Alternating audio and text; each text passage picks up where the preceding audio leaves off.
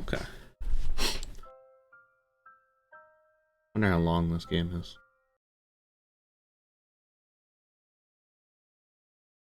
August 10th. I could write about all the talks we had, about the first night we spent together, about looking for an apartment and finding it, about moving in. About pretty much anything that only involved the two of us, but I think it's time to move on.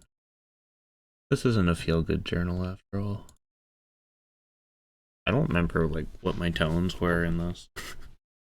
It was a Thursday. Coming up to a year since Grace and I started dating. I was at the cash register. Grace wasn't in the and an old lady was counting her change slowly and with trembling hands when Anna walked in. Not Anna.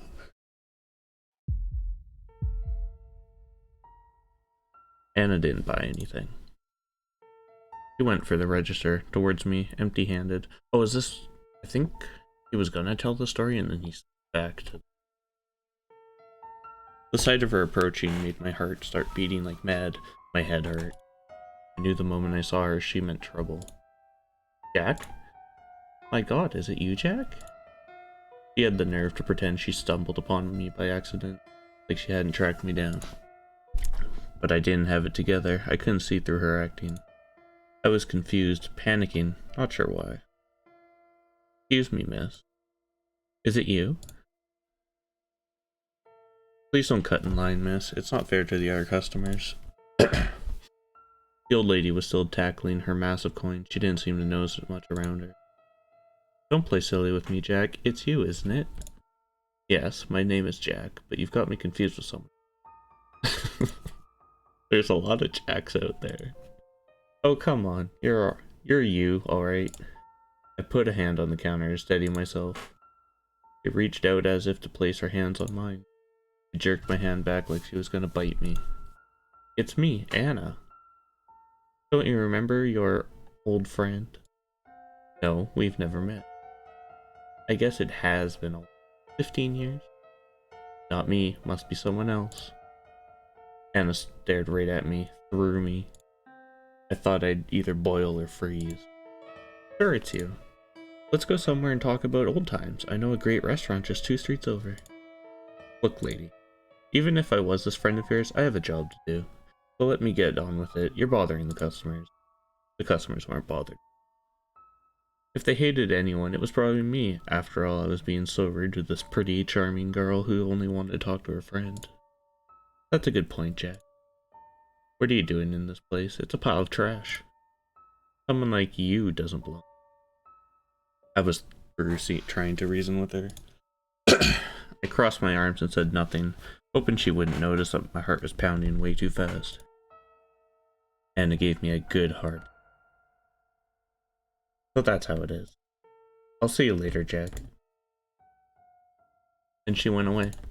I let out a long breath I hadn't noticed I was holding. It felt awful. Even worse, I felt Anna had been right. There had definitely been something familiar about her, but I didn't want to find out. Next time she comes in, I'll treat her the same way.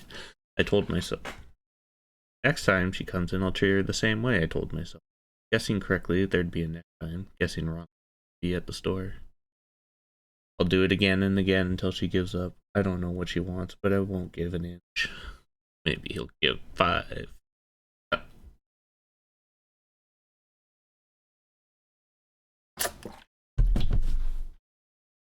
The old lady cried out. She'd found a quarter. That was so unnecessary. August 11th. It's weird, isn't it? How I just write today's date like that and then go right to telling about something that happened months ago. I should write down when the stuff happened. But it was so long ago, I don't think I can remember. Who cares? This is only for... It can be a jumbled mess. Sometimes I feel like I should write more about what's happening now. But nothing is. So fuck it. When I told Grace about the girl who called herself Anna and who called me Jack, even though we didn't wear name tags, she took it like it was a good news. That's amazing, Jack. She must have recognized you from childhood. She said 15 years, didn't she? That's right. From... What? That's right from the time you can't remember. Oh. I don't know. She might be some sort of scam artist. I just come up with that idea. I just come up with that. I cannot read today. Holy. Of Anna being a scam artist. It seemed a good enough excuse not to hear her. I'm gonna like fucking kill myself. It seemed a good enough excuse not to go near her again. Yeah, right. Come on, Jack. At least give her the benefit of the doubt. I don't need her, Grace. I've got you. Jack, I'm not telling you to sleep with her. Don't be so rude to her next time, okay? I wasn't being rude. You so were. Okay, so what if I was? It's not fair to her. She seems like a nice girl. And don't you think it'd be good for you too? Be friends with her? She could tell you about your past. Then maybe some things would start making sense. You could put whatever happened behind you. But nothing happened. Something must have happened, Jack. People don't... Grace felt silent. Instead of continuing, she started running her fork through the peas on her... We were having dinner. People don't what? Well, people don't do that at night unless something happened to them. I keep telling you, it must be some kind of weird insomnia. Nothing more. Sleeping pills don't work on it. Something will. But why not try this? The memories you have, it's like they want out. I think they should get out too. Then you won't be scared of whatever happened anymore. And how does that work? You'll be able to face it properly. It's helped me a lot, you know. Thinking about what happened to me. Seeing it's not so bad as I thought it was. I stubbornly refused to answer and went on eating like there hadn't been a conversation at all. When Grace had referred to... What Grace had referred to, something I'd only recently found out. Apparently, I shouted and kicked at night a lot. Sometimes I all out screamed. Maybe I still do all that, who knows. Maybe the staff and patients here are too polite to point it out. No, I don't scream. I'm fairly sure I don't. Though that's not to say I can sleep all that well. Funny how at one point something like that was the biggest problem in my life. It was so long ago. Or at least it feels so long ago. So much has happened since then. Anyway, the morning after, I would wake up sweaty and tired, but it wasn't until Grace told me about the screaming that I found out what. Grace said it happened about once a week. It really freaked her out the first few times it happened, but then she got used to it. Or as used as you can get. It makes me feel like an asshole realizing how nonchalant I was about it. Screaming every few nights in my sleep was, I felt, a small price to pay so I wouldn't have to bother with the past. But it didn't matter in the end if I decided to face the past or not. Either way, it was coming. Second time Anna and I met as adults, we were neighbors. Oh god. I was coming back home from a morning shift at the store. I went into our building, up to the second floor, down the hall to mine and Grace's door, and I froze. There was someone standing in front of our door. That someone was her. Anna. Jack? Oh goodness, what are you doing here? Don't tell me you... She pointed at the door as if to ask if I lived there. Yes, that's my apartment. As you damn well know. The hallway felt warm air and stale. Wait, the hallway air felt warm and stale, soup-like. What are you doing here? I was gonna say hello to my new neighbor. So, hello. Wait, huh? And here. She pushed something into my hands. It was a plate wrapped in plastic wrap. There was something brown on the plate. Brownies. I'm sure you'll like them, Jack. But we're not neighbors. I spat the words. Yes, we are. Over here. There. Anna showed me a door to the right of mine. That place had been empty for weeks. I'm pretty sure the guy who lived there before that was a heroin addict. He didn't seem so bad now. What an amazing coincidence, though. You'd think we'd end up living so close by again. It's not a coincidence. Pardon? Come on, really? What are you trying to do? It's so obvious you planned this. There's no way. Something like this could happen by accident. Anna laughed. It was like a sound. It was a sound like a fork scraping a plate. Well, you can believe it's a coincidence or you can believe it's not. Either way, we'll be seeing each other pretty often. Enjoy the brownies. Thanks. I'm not a big fan of sweet stuff, but I'm sure Grace will love them. Grace? Who's Grace? My girlfriend. I pointed at the door with my thumb. We live together. My idea was that in case she was acting like this because she was interested in me, I'd gently tell her I was taken. Grace. Yes. She must be a nice girl. The best I've ever known. She's lucky to have you. The other way around. Well, it's been nice chatting. I'll say hi to Grace for you. I should go in and say hello myself. No need. And she's not here right now. But, bye. Bye, bitch. I pretended to unlock the door. It was already unlocked because Grace was home.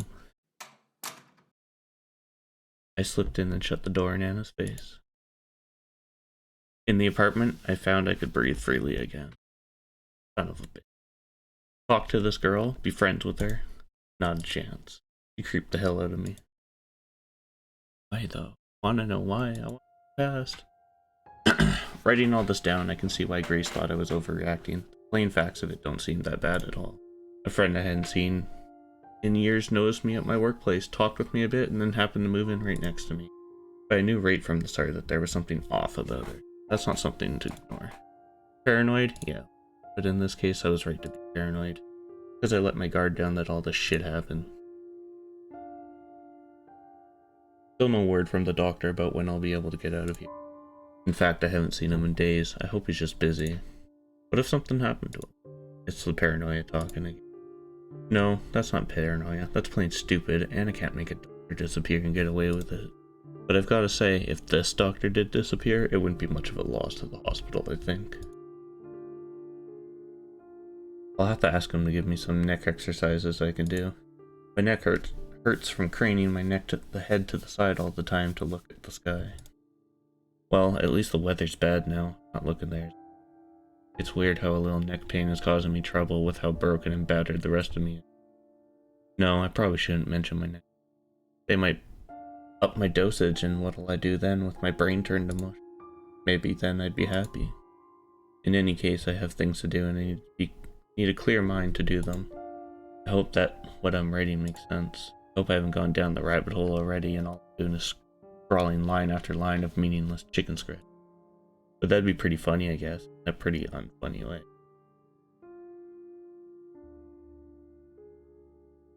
August 12th. Anna's brownies were tasty. The end. I didn't have any, but Grace said so. I wanted to throw the brownies into the trash, but Grace caught wind of them too quickly.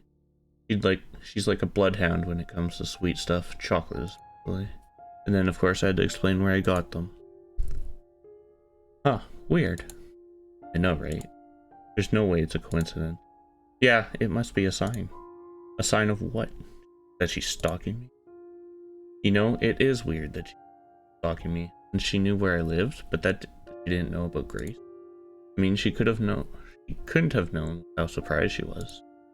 I don't think she was acting. Was it just a coincidence then? No, absolutely not. That I refuse to accept. I think I'll go say hi. I could make something for her too.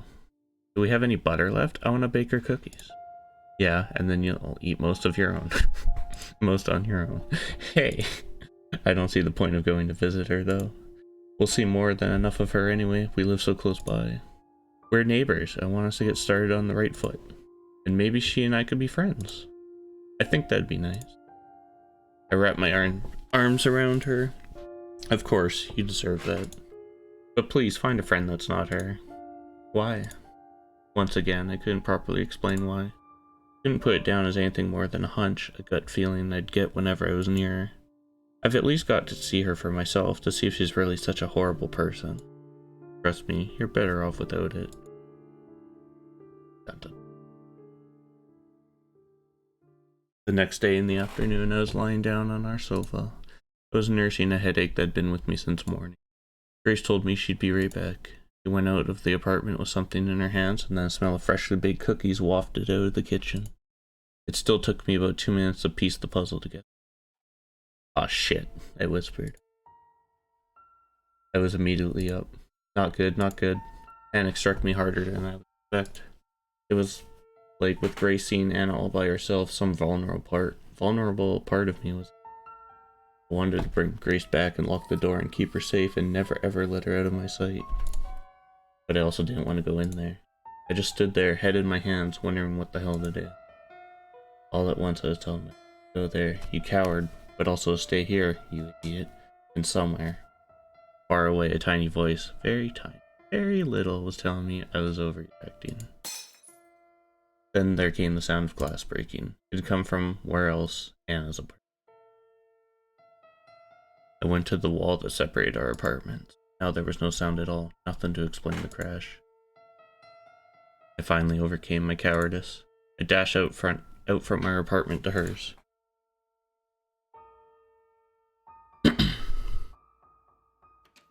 It was actually a lot farther than it seems. When I got there, I saw broken glass and blood, and Grace kneeling down, and Anna stood above her, and they were both smiling. They stopped when they noticed me there, out of breath and confused. "Jack?" "Hi, Jack. Did you decide to join us?" "No, What the hell's going on?" "This?" Anna waved her hand at the floor, at all the bits of glass, white ceramic actually. There were also scattered cookies and drops of blood. "Yes, that." Just looking at the blood made me feel sick, like I was gonna throw up, but I couldn't peel my eyes away from it. I've always been like that around blood. I've never had the stomach for it. Grace was picking up the broken pieces of ceramic. "There was a little accident." "An accident?" "Yes, what else?" "Grace, what happened?" "It's my fault, really. The cookies were hotter and I thought, so I dropped the whole plate. And it was Anna's plate, too." "Be careful, Grace. You might cut yourself." "Cut herself already, look." "Huh?" She only now seemed to notice the blood around her. "But Grace checked her hands, turned them around a few times to see from every angle, but found no cuts there. "It's not me. It's my blood." "What?" Anna was, I just noticed, holding her left hand tight with her right. No, she's not.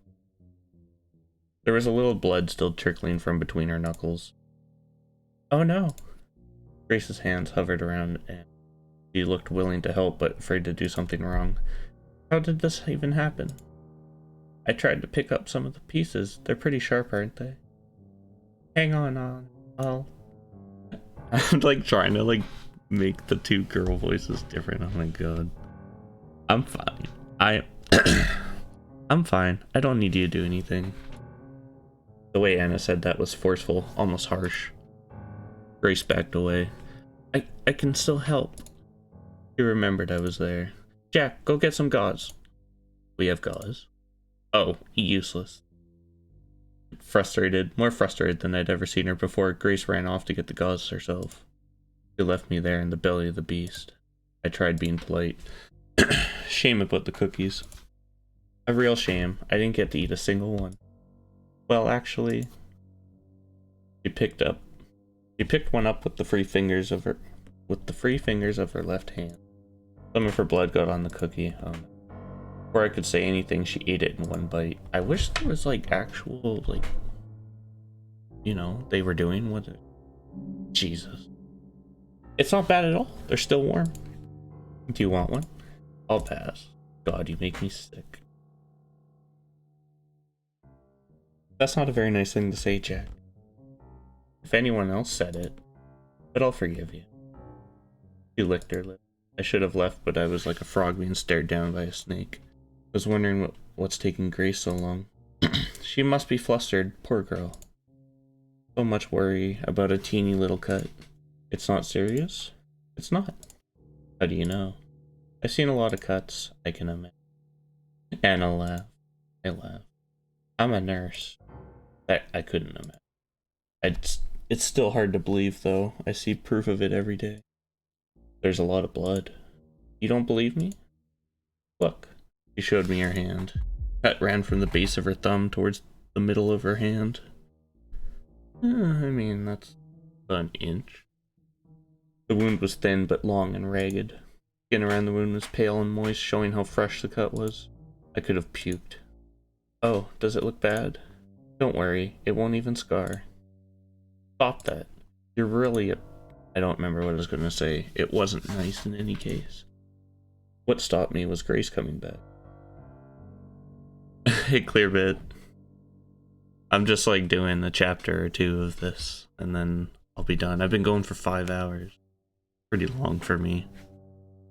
Sorry. There wasn't any gauze. Here. Brought back a roll of pink toilet paper. I hope this is good enough. Thank you, Grace, but I don't need it. You don't? No, see? The blood stopped. Anna flashed me a smile. The corners of her mouth were still red. August 13th. Good day today. Didn't see Anna once, but enough of that. After what happened, where I left off yesterday, I was sure Grace and I were on the same page. But no. In the end, I was the one who cleaned up that bloody mess on the floor. I threw away the cookies before Anna could get her hands on anyone. Back in our apartment, Grace let out a long sigh. What a mess, am I right? Yeah, and it was my fault. I meant Anna. You did just meet her, right? Yes. And? Well, I can see why you've been avoiding her, if that's what you mean. Thank you. She's beautiful. Thought she would be some shy little girl or a crazy cat lady or something. But she's like a model. What? No. Don't try to deny it, Jack. It's why you don't want me to go near her, isn't it? You don't want to be tempted. I shook my head. I really didn't see her that way. Now with a little more perspective, I can say it's true. What a waste of good looks. She's so much more beautiful than me. Hey, don't say that. She's not. She is. Grace dropped her gaze to stare at her hand. Why those two words messed me. And she wasn't mad that I ruined her plate. She wasn't scared of the blood either. She's just so... I took her hands in mine. They were cold. Grace. Jack. You're beautiful and kind. More beautiful and kind than any other girl in the world. I'm lucky as hell to have you. My cheeks burned. I must have looked like a tomato. I wasn't used to saying stuff like this. I mean it. So don't say stuff like that, okay? Oh. Grace blinked like she'd just woken up. Oh. I've been saying a lot of dumb stuff, I guess. I'm sorry.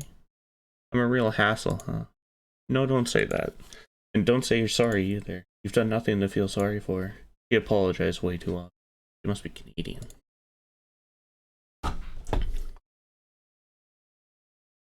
These chapters are so long. August 15th. I didn't write anything yesterday. The pain in my leg made it so I couldn't focus. I've been hurting like a bitch these past few days. I gave in and asked the doctor about it. He's fine, by the way. Didn't disappear or anything. Must have taken a few days off. I asked him about the pain. I asked if he could do anything about it. Apparently the pain is a good sign. I think that's what he said. So I guess my leg is healing alright. But it still hurts. When the doctor went away, I complained out loud that it hurts. One of the other patients must have thought that I was talking to him. The patients here now are not the same guys I mentioned before. Maybe one is, but that's all. The others went away. To another part of the hospital or home, or maybe to the morgue. I don't know. I wasn't keeping. So I said something about how my leg hurt, and the guy on the bed next to me, kid actually, can't be more than 18 or 19, starts talking to me. I think he was saying how he's in a lot of pain too. Didn't understand most of it though. His jaw's been wired shut. Anything he tries to say turns to moans and a lot of drool. Then the nurse came in, not Anna, and told him he shouldn't speak if he wants his mouth to get better. So he shut up. Not much else has happened, but my leg really is bothering me. It's a deep pain. It doesn't feel like it's healing. It feels wrong, and my teeth hurt too. I'll stop with the leg now. I have to get my mind off of it. It hurts so much. I'll check where I left off the day before yesterday and go from there. You're not coming with us? Again? No, I don't feel like it. But Anna is so great to hang out with. Yesterday we went window shopping, and then we went to a cafe, and then we had ice cream in the park. Sounds fun. It was. Anna is a really interesting person. You should give her a chance. I want us all to be friends. So please come along. No, I'll pass. Sorry. A moment later, Anna came in without knocking. She never knocked anymore. Ready, Grace? Yes, in a minute. Grace heaved a sigh. Are you sure you don't want to go? Yeah, I'm sure. Go have fun without me. Okay then, some other time. We kissed. Have fun. We will. Bye.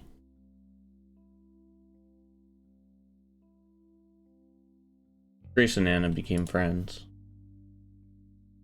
Good friends, very soon after they first met. I was against it, but I found it hard to complain seeing Grace so happy. They spent quite a lot of time together. Whenever I said anything about this, Grace would tease me. She'd say I was jealous. But she would also invite me to come with. I always declined. I eventually got used to it. Things were quiet for a while.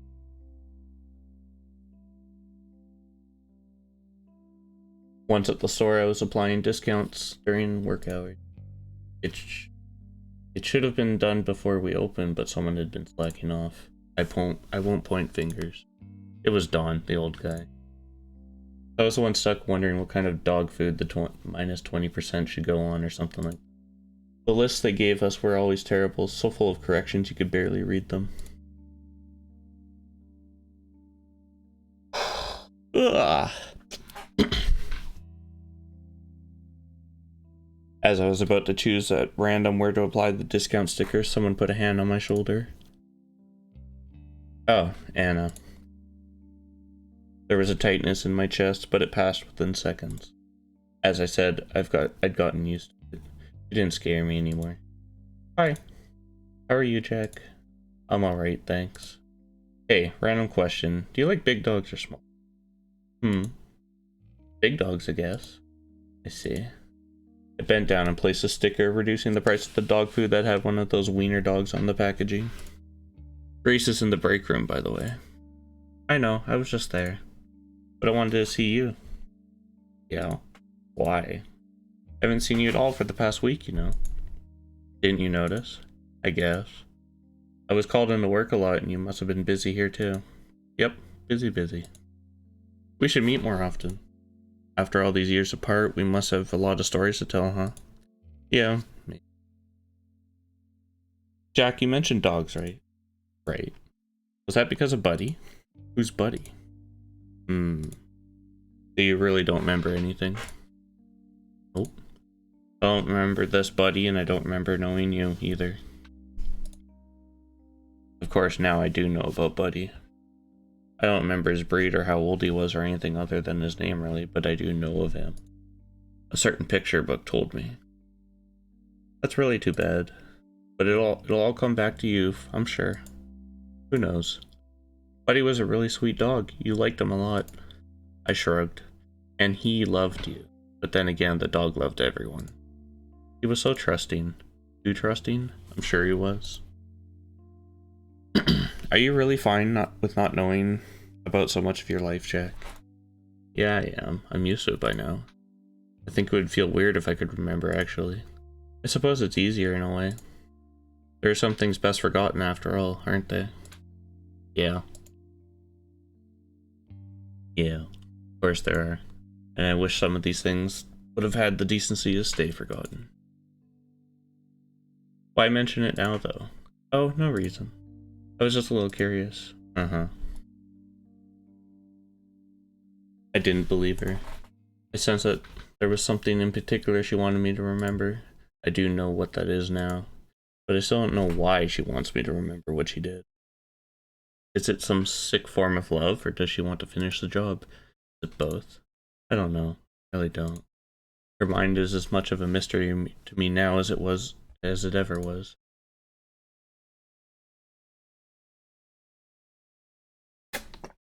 Oh no, an interlude.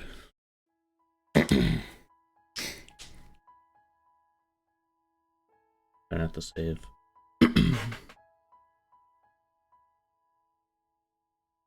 Dear Diary. I don't know who this is. Oh, it's Anna. I found him. It was beautiful. It was like fate. It was fate. As soon as I came to the city, I caught a scent in the air, a little. But mostly I smelled homeless people and gasoline. Why did you go all the way out here, Jack? You love nature, the smell of pines, where we grew up. I was ready to spend weeks looking for you, Jack. For months, years if I had to. I even got a job at the hospital here. They're understaffed, so it was easy. But there you were, in the first store I went to. I didn't even go in to look for you. Fate, fate, fate. But you were a little strange. Surely you recognize me. I haven't changed that much, have I?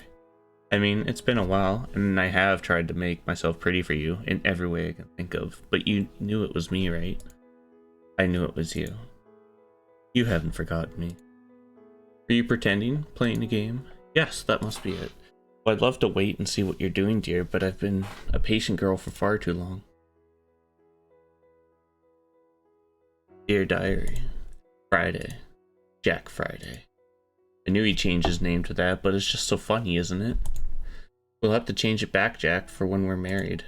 I want the real one to be to follow my first name.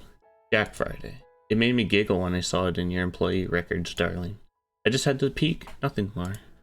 Just to see where you live. I wanted to follow you home at first, but then I thought, hey, wouldn't it be insanely romantic if the next time I saw you we lived right next to each other?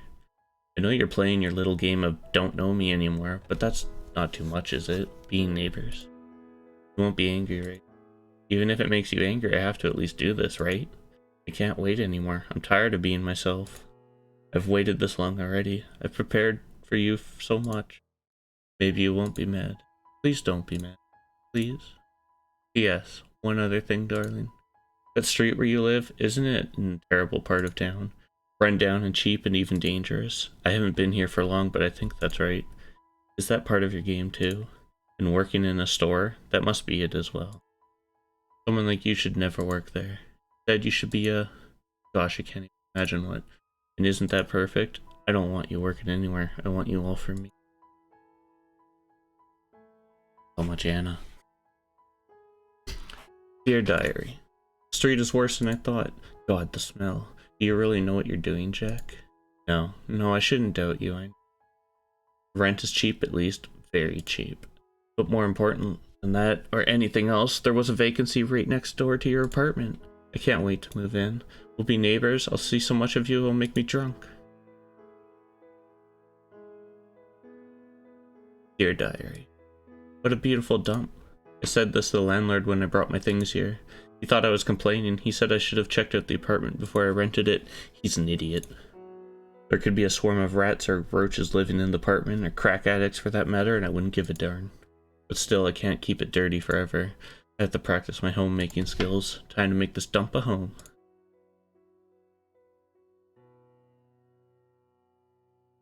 Dear Diary. Just back from a quick jog. Gotta stay in shape, and the brownies are just about done. I know. I should have kept an eye on them, but I've been doing this for long enough, you know. The brownies are perfect. Not burnt, not raw, just right. I hope he likes them.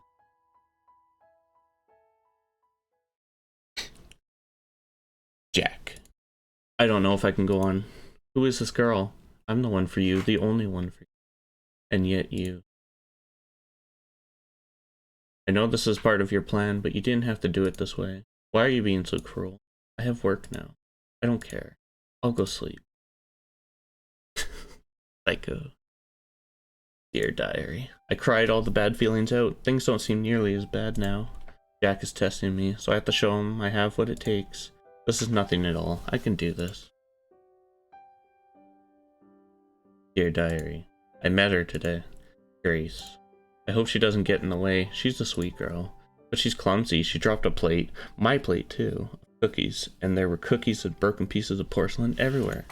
I'm pretty clumsy, too, I guess. I cut myself on a shard when I tried to pick it up. Jack came in just as I got cut. He must have sensed I was hurt. There was a lot of blood for a wound so small. The blood reminded me of that time. It always does. I showed it to Jack. He looked like he was going to vomit. Great acting, Jack. I love you.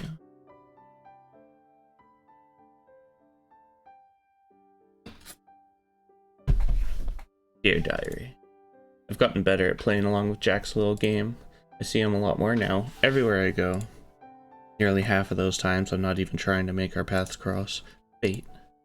I'm also seeing Grace a lot more. She's always asking me to go somewhere with her or to chat, and when she's always coming over to my apartment without Jack.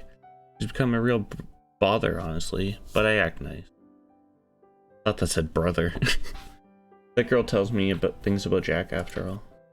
But of course she doesn't know anything about him that I don't. That's because she doesn't really know Jack. But now I know what he's pretending to be like. He told Grace that he has amnesia. It's a little unoriginal, Jack, don't you think? That's okay though. She believes you.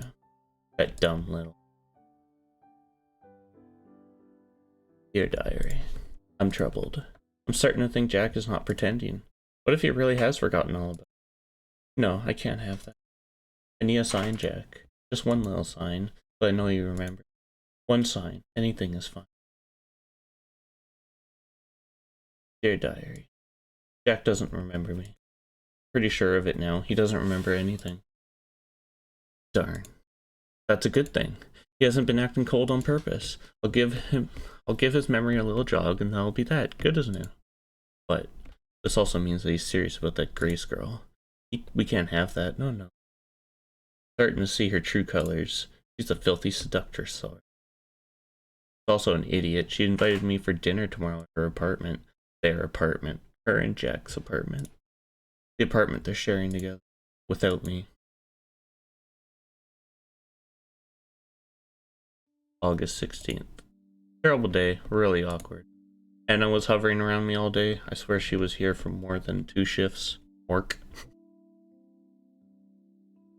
Oh, the bell does that work. What the fuck is going on? I couldn't write it all. Okay, I was gonna say, I'm like, this is bad translation. She's only gone now, and it's after midnight. I guess I should mark this as the 17th then, not the 16th. Oh, who cares? Now I have to write in the dark, but that's fine. I don't see it being a problem. So not long after. Did I write about how Anna came to see me at the store at that one time? Yeah, I did. Not long after that, Grace invited Anna over for dinner. She could have told me before asking Anna, not that I would have said no. I didn't have an excuse to say no. But I mean, she only had to tell me about the dinner a few hours before it. Yes, I was preparing for a really relaxed evening, and all of a sudden, Grace says we should start making dinner. And oh no, I forgot to tell you, Jack. I shouldn't be so bitter and childish. People forget. It happens. She didn't mean anything bad by it. It still rubbed me the wrong way, though. Anna was going to invade my home and be there for hours. And I'm pretty sure I had every right to be angry about that. No, I'm sure.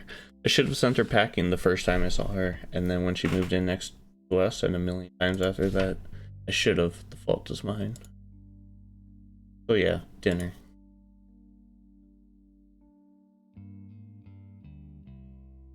The food tastes amazing, Jack.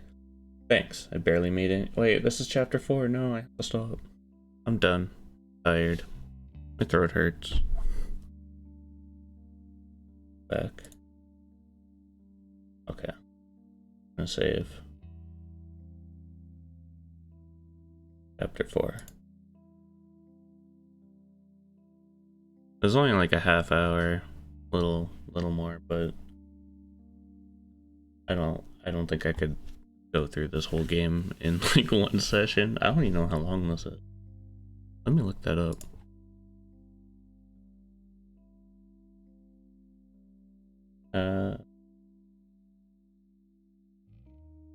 How do I short page? And just kind of base it off people's playtimes. 3, 5, 4, 2.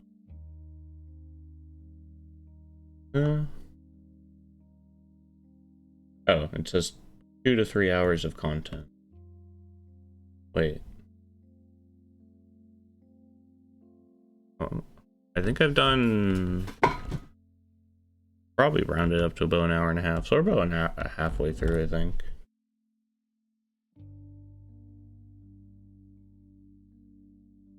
That's not bad then. Should be able to finish it in like maybe 2 more. Fine. 1 more chapter, maybe?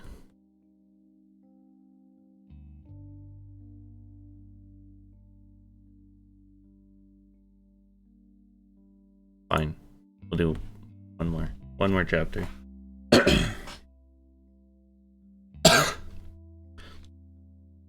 Let me drink.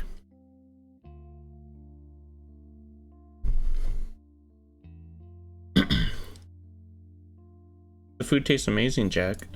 Thanks, I barely made anything. That's not true, is it? You were in charge of the rice. Yeah, the rice. It ended up mushy. I think it's delicious. Anna ate it like it was the tastiest thing in the world, and an idea popped in my head. If I bore her, she might leave early. Thanks. But the chicken is much better, and it's incredible how you can make anything decent in the oven we have, Grace.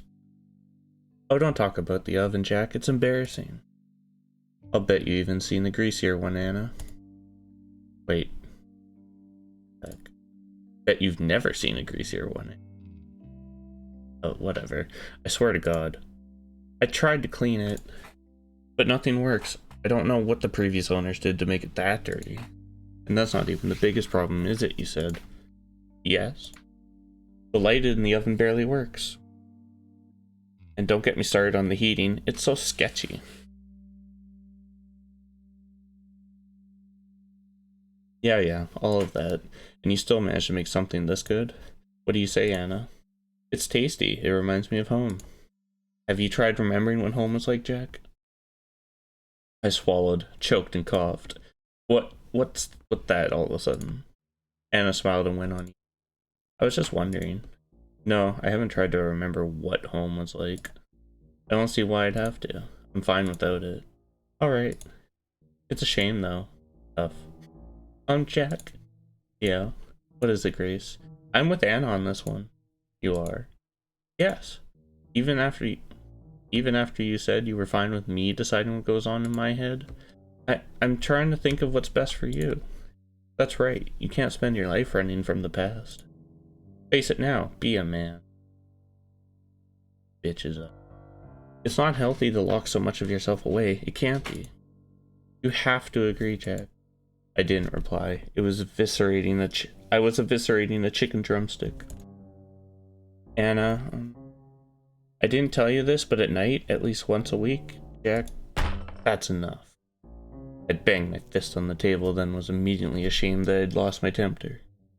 But I couldn't back down. This has got to do with me and only me. Whatever. Stay the hell out of it, both of you. Do you understand?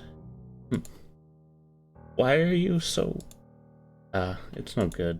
I'd never gotten this angry before. I needed to be alone. I walked off to another room, but that didn't help. I could still hear their murmurs and their whispering. They were talking about. I dressed in a hurry. Dressed? You're not dressed at the dinner table? Huh? What are you going out now? Whatever. I'm just like ad-libbing hard, apparently. I nodded. Have fun. Wait, don't go. I'm sorry I keep insisting so much. You know I'm trying to help, right? Yeah. Then please don't be mad. I couldn't stop being angry. It was stronger than me. Can you just do one thing for me? Just so I know I did all I could? Do what? Can you say you're fine with... No, please say that you don't want to remember. Can you do that for me? Of course. I hesitated longer than I thought I would. Suddenly it struck me I was being childish as hell. But in the end, my anger and my stubbornness won over. I don't want to remember. There, are you happy now? I wanted things to stay as they were. That's all I ever wanted, for nothing to change. Because for once, I was happy. Well, I'm sorry. You should be. I walked out. By the time I came back, Grace was gone.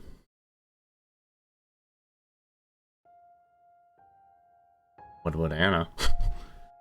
August 6th, 17th. I came back hours later after a little drinking and a lot of pointless wandering. The apartment was empty. Her things were gone, but I only realized that after I read the letter. The letter was on the table next to our half-finished dinner. What the fuck? There was a key next to the letter too. Her key to the apartment. I remember the letter word for word, so why don't I write it down here? Wouldn't that be fun? Jack. Jack, it said. I can't stay with you anymore. You're only going to make yourself more miserable, and I can't help you, and I can't watch you do this to yourself. I pray there's someone who can help you like I couldn't, and I hope you'll be happy. Goodbye. Grace didn't need to sign the message. I would have recognized those neat letters anyway. I'd seen that same handwriting during our brief year together on dozens if not hundreds of little notes. Shift schedules, reminders to buy snacks or milk, things like that.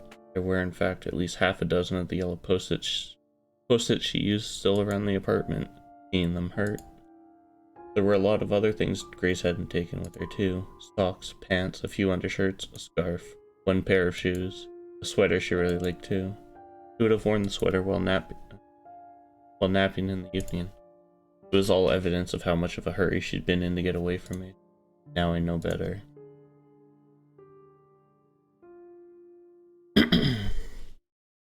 Uh-oh. Morning, everyone.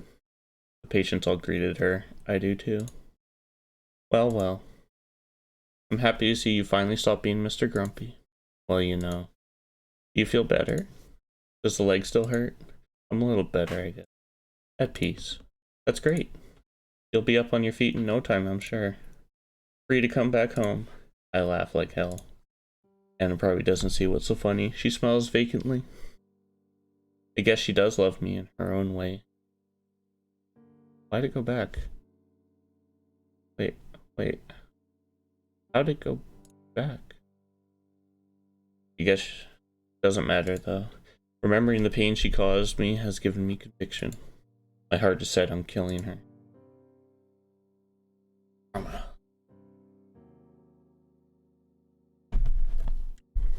August 18th. My health is vastly improving. Doctor's words, those. That doesn't sound right. Doctor's words. And I feel it. I don't wake up at night so much anymore, choking on pain. And I don't get so angry anymore that I have to chew my own finger so I don't end up shouting. I really am at peace. I know what to do. I know what I have to do. I feel like I don't have a choice in the matter. I'm a train going down a set of tracks at a few hundred miles per hour. No turns, no brakes. Whatever happens will happen. It's strangely calming. For now, I'll keep on writing. Good point to stop. How am I gonna know, like, what happens now and his past in the next, like, hour? After Grace left, I spent the first night alone on the kitchen floor. It was where my legs happened to give in under me, after hours of walking back and forth in the apartment.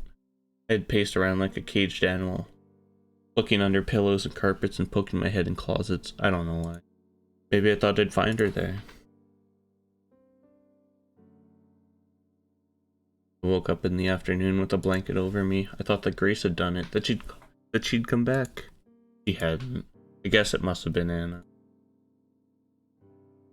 I didn't go to work. I didn't eat. I don't remember drinking any water, but I must have, and I must have slept a lot too. It turned out I needed Grace more than I thought I did. Certainly more than she needed me. I was all alone that day, that night, and the day after too, right up until the evening. That's when she made her. The windows were closed and the blinds were drawn. It must have been stuffy and hot in the apartment. I lay on the couch shivering.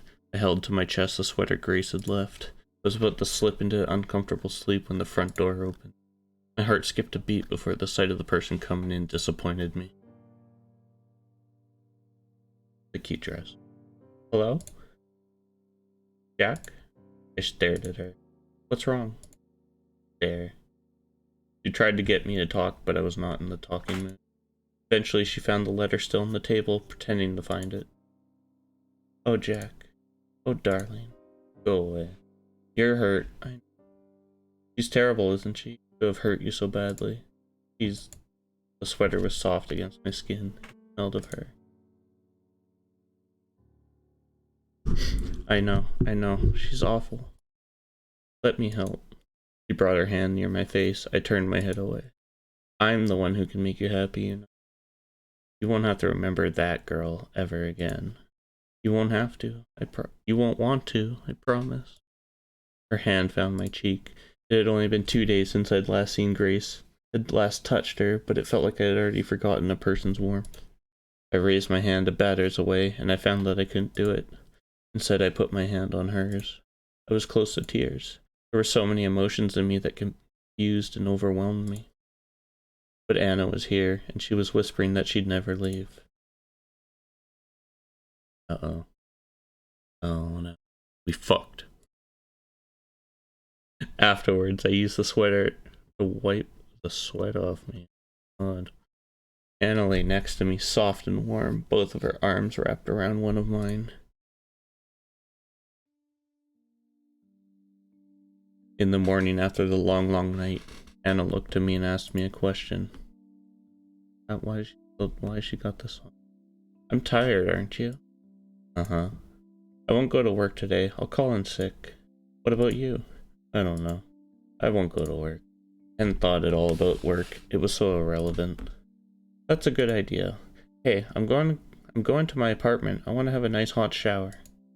Come with? Sure, yeah. My apartment had a perfectly working shower, of course, but I didn't want to be by myself. I was scared. After I'd had a shower at her place, Anna told me I could stay there for a while. Until you feel better, she told me. What do you say? I said yes. That's how it went. Like right next door. Apparently the walls are connected, but when he went to like her apartment, he like went down the hallway. I don't feel shame for what I did. I know I should, but I don't. The problem is I don't really feel like I did any of that. It's more like I was watching myself do those things, watching myself get tricked and cheat on Grace and live with that woman who's caused so much misery to so many people.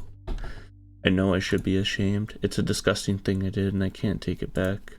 I let myself be made into an animal. That one whole month is something I'd like to forget and to never remember. So I won't write about it or anything more. I've written enough. I'm done. This journal has helped me a lot, but I don't need it anymore. This is then. It's goodbye. So goodbye. JF. Oh god, those are my initials.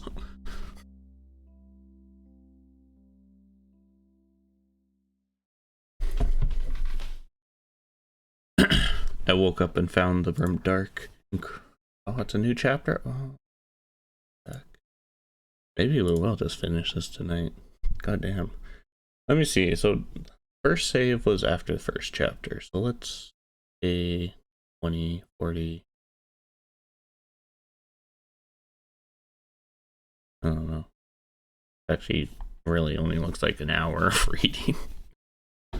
Whatever. What? I'm just gonna keep going. Whatever.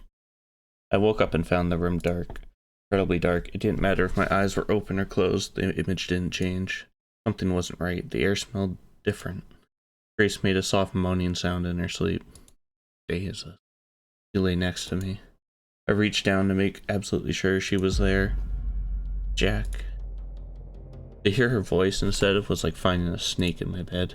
I almost fell over a nightstand. Are you okay? She's wearing the same fucking dress. She was in bed? Bad dream. Stay up. Touched me, skin against skin. I remember where I was and why I was there. Here. Better? Yeah, sorry about that. Good. I settled back onto my side of the bed. Anna ruffled my hair. You startled me. I didn't mean to. It's okay. I know you wouldn't do that. Because you love me.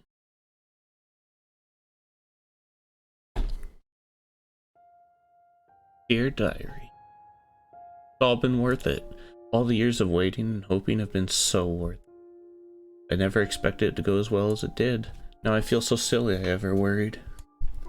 Grace, the whore, is out of the picture. It was easy. She's so scared of everything. And Jack is online. I expected he would struggle a lot more. I'm so proud of him.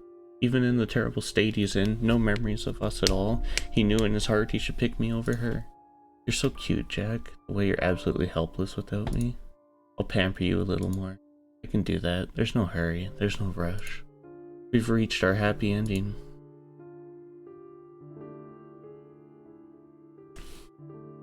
I paced around Anna's bedroom. Step, step, turn. Step, step, step, step, turn. It wasn't a very large room, but the same size as mine, and step, step, step, step, turn. It was dark. The curtains were drawn, but it would have been dark without them too. The alarm clock's neon green digits hovering in the dark showed that it was 5:10 a.m. and it was Monday. Step, step, step, step. Anna's bed sheets rustled. She mumbled something and sat up. Jack, why are you... I took in a deep breath. It helped me to keep my voice from shaking as it answered. It's nothing. Go back to sleep. What is it? Something is wrong, isn't it? Tell me. I'll make it go away. No, please. It's stupid. Tell me. I stepped closer to the bed, banged my shin on its side and side.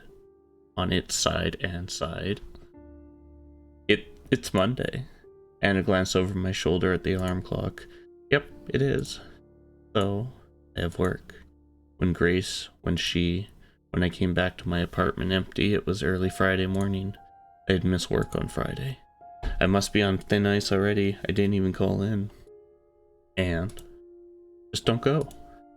But if I don't go today, they'll fire me for sure. So, what do you mean so? This is serious. Don't be upset. Here.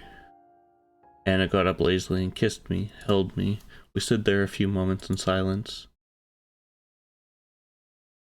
There, doesn't it all seem better now? But I still... Uh-huh. No, sweetie, you stay in today. She pressed herself hard against me. Felt her softness. She pressed hard, but the heat of her body, I could hardly feel anything else. You don't want to go to work, do you? I don't, but I mean I have to. You don't have to. It'll be fine. The world won't end. I was going to complain again, but she pressed a finger to my lips. You know what? An idea just came to me. If you move out of that awful apartment and come live with me instead, you won't have to work in that awful store anymore either. That sounds nice, doesn't it? It sounded so good. Anna understood me so well. But I wasn't sure of myself. I asked if I was really if it was really fine for me to stay here for good. Of course. I wouldn't want you anywhere else. Dear Diary. Oh my god. Oh my goodness. How is this going so well? It never worked so well before, but not with the patients that tried it on, even though they were terminal. Even though they had no one to visit them, all of them kept being themselves right up to the end. But with Jack, I can do anything. He is like clay. I could change him into anything, anyone, anything I want. How awful. He's so lucky that it's me doing this. Could you imagine someone else with this kind of responsibility? No, no, no. What am I saying? No one else could make him so willing to change. Me, only me. He's only like this because he loves me so much. He's always loved me, even when he didn't realize it. And he'll always love me, and I'll always love him, and we'll be together forever. Forever. I'm so happy I could scream. Right now, I'm only teasing him a little, but that's okay. We have all the time in the world. Unlike those other boys, he's not about to expire. Jesus Christ. Days went by, maybe a week. Jack. Come on, Jack. A laugh. If you don't let go of me, I can't go to work, you know. Don't go. Stay here. Hey, one of us has to go. We need it to live. I need you to live. That's very sweet, but I still have to go. I wouldn't budge. She ran her fingers through my hair. I liked that. If you get off me now, I promise I'll have a special surprise for you when I come back. Really? Really, I promise. Okay. I forced myself to let her go. After she went away, I lay back down on the bed. I waited for her to come back. I did nothing else.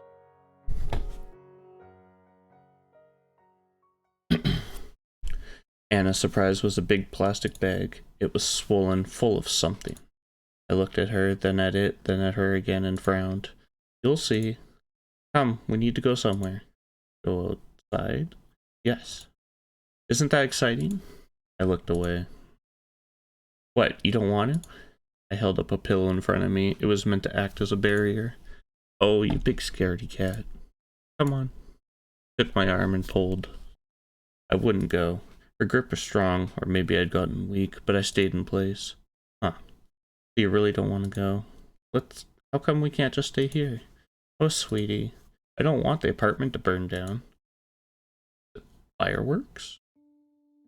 Made me dress in outside clothes. They were rugged and cold. The outside was even more rugged and cold. The street was wet. It must have rained.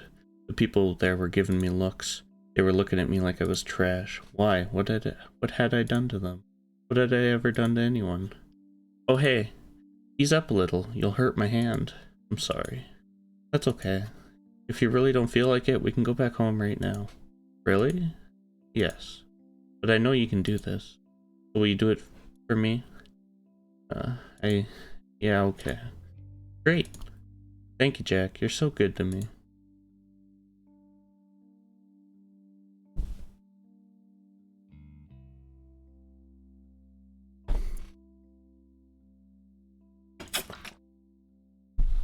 We walked for over 15 minutes. My feet hurt and my legs made clicking noise sounds. I hadn't really walked in over a week, but I didn't complain. We're almost there. You know where we are? I shook my head. Anna had led me somewhere I'd never been. Each street we passed was dirtier and grayer and more abandoned than the last, and the people looked at us all the more meanly. I thought they were going to hurt us, but Anna wasn't afraid, so I did my best to be brave too. Whatever she had in the plastic bag, it wasn't heavy. The bag was so full it was almost the shape of a big ball, but it still swung so lightly. What do you think is in there? Anna had noticed me looking. I don't know. Want to guess? I didn't. I told her I didn't. I told her I couldn't think of anything. Oh, well, you'll see soon enough. Our destination, I saw 5 minutes later, was an empty street. A whole street, blocks and blocks of it, completely abandoned. The pavement was cracked, the buildings that still stood were hollow, and everything was overgrown with weeds. It was more a jungle than a city street. It was ugly. I hated to even look at it.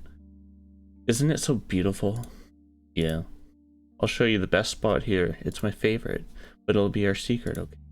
You can't tell anyone else. Eh.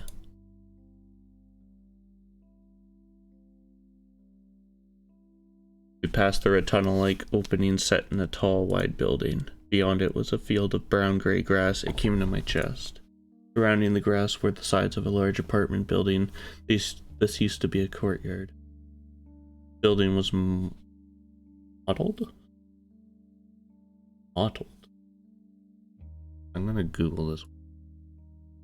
Because I don't.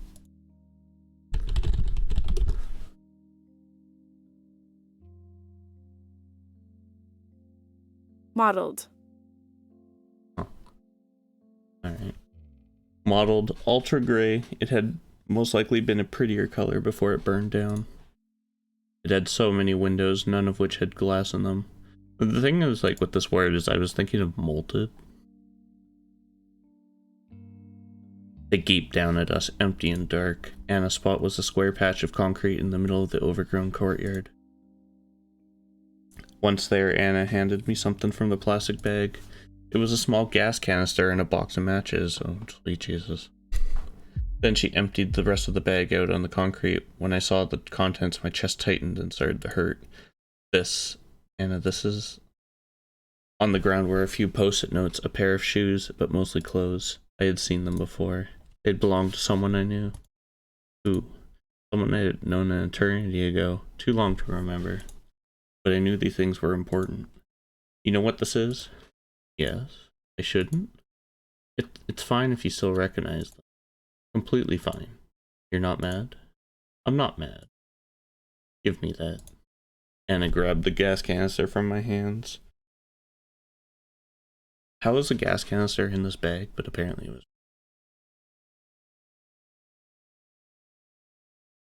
She poured the gas out onto the clothes and shoes and post-it notes down to the last drop. Then she tossed the canister aside and stepped away. The canister made a teeny? Is that how you say teen? No. Teeny. Oh my god. The canister made a tinny, empty sound as it hit the concrete. Tunk tunk. After that, there was silence. Anna? Should I? What do you think you should do? Are you really not mad? You do what you think you need to do, Jack. And do it quick. It's growing dark and I didn't bring a flashlight. I did what I thought I needed to do. I lit a match. Took me 3 tries to get it right because of my clumsy fingers. Cradling the little fire with my hands, I brought it over her things. Have I eaten? I had dinner. But that was a while ago. What are you having for supper, Clearbit? I have snacks. I'll have a snack after this. They were wet and stank of gasoline. I held the lit match above them. Why are you hesitating? Don't you want to do this? I don't know. I needed to do what Anna wanted me to do, but the thought of doing it made me want to lie down and cry. Chicken noodle, not bad. I've been meaning to make just like noodles for weeks, but every time I go to do it, I'm just like, I can wait, and then I don't. I couldn't explain why those things are so dear to me. They just were. The flame had almost reached my fingers. Anna, I don't think... Do it. I dropped the match. The little fire touched gasoline and bloomed. The sudden heat made me step back. Those things, those shoes and clothes and little yellow notes were already crackling and turning into charcoal.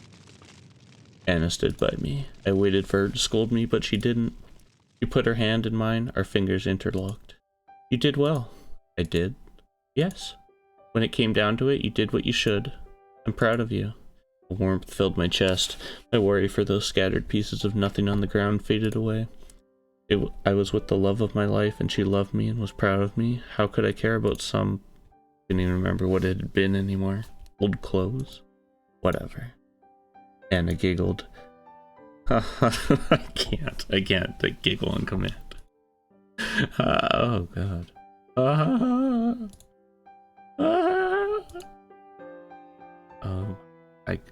It's too late. I could... No, too late. It made me so glad to see Anna happy. I pulled her closer. After a good minute of laughing, she sighed as if spent and looked up at me. As if spent. Wasn't that fun? Yep. The things on the ground had already gone out. They were black and unrecognizable. It might be. All we know is Anna. We only... Wow, I'm getting voice cracks. We only know my character's name. Jack Friday. Let's go back home. Okay, Anna. Haha, you're so happy, aren't you? And why wouldn't you be? I'm happy too. The happiest I've ever been. Me too. The happiest I've ever been. Really? Yep. Thank you, Jack. That means the world to me. We went away hand in hand. But before we walked out onto the grass again, I looked back one last time at the things I had burned. Something moved at the edge of my vision, up in one of the glassless windows. I looked again, but it was gone. Yeah, I bet she kidnapped Grace, locked her up in one of the buildings. This place is dangerous. Are there people here? You know what? There just might be. Bad people. We should get home as soon as we can. Yes. Where it's safe. That little slut. I hope she had a good look at us burning all the trash of hers. Wait, does she like live in a dummy? I feel so bad. At Jack burning it. God, I'm so proud of him, it hurts. I can't believe I miscalculated though. I thought Grace was gone for good. But then there she was in our hallway, asking where Jack was and what I had done with him. All this while Jack was right on the other side of the door. Can you imagine what would have happened if I wasn't there? She would have knocked on the door and rung the doorbell, and she probably would have called out too. It would have scared Jack so badly I can't bear to think about it. Thankfully I wasn't wrong about everything to do with her. She hasn't called the police. I knew she wouldn't. I just didn't think she'd come back at all. She was still as scared as a little lamb. Her hands shook while she demanded I tell her what happened to Jack. He can't be in there, right? Whatever. She stepped forward, but then I put myself between the door and her. She backed off again. I wonder how she didn't pee herself. She was so scared. I guess I should be reading this, boys, but Jack doesn't want to see you. What are you doing to him? No one's seen him since I went away. It's like he's disappeared. He's been in here the whole time? God, what are you doing to him? Be quiet. He was making so much noise. I put a hand on her shoulder. I had to see if she had the guts to slap it away. She just stood there. Jack is perfectly fine. He's happy and he doesn't want to see you again. I know he probably hates me now, but at least let me see him. I have to at least see him again. So annoying. Loneliness has made her desperate, unpleasant. That's what being by yourself does. Look at dear Jack. We've only been together again for a short while, and he's already such a sweetheart and so prickly before. If you see him now, he'll tell you he hates you. Do you really want that? No, I don't want that, but then go away. It's as simple as that, don't you think? Even someone like you should understand. Why are you so... I thought we were... She swallowed hard. I have to see him. Anna, please. Being alone made you into a real bitch, you know that. What? Or did it? Were you lonely after all? It really makes me wonder. With how little money you took with you, I was sure you'd be living on the streets. But you're clean. You don't smell more than usual. I'm living with a friend. What does it matter? That's a lie. You don't have any friends. Grace gritted her teeth and glared at me. She wanted to run away in shame. She's so simple, so obvious. But she couldn't leave with Jack so close. What are you staying? But where are you staying? Whose cock are you sucking for rent? Oh my god. I'm not. Is that wrinkly old man you worked with? It's nothing like that. I am living with Dawn, but I'm not. Oh, aren't you?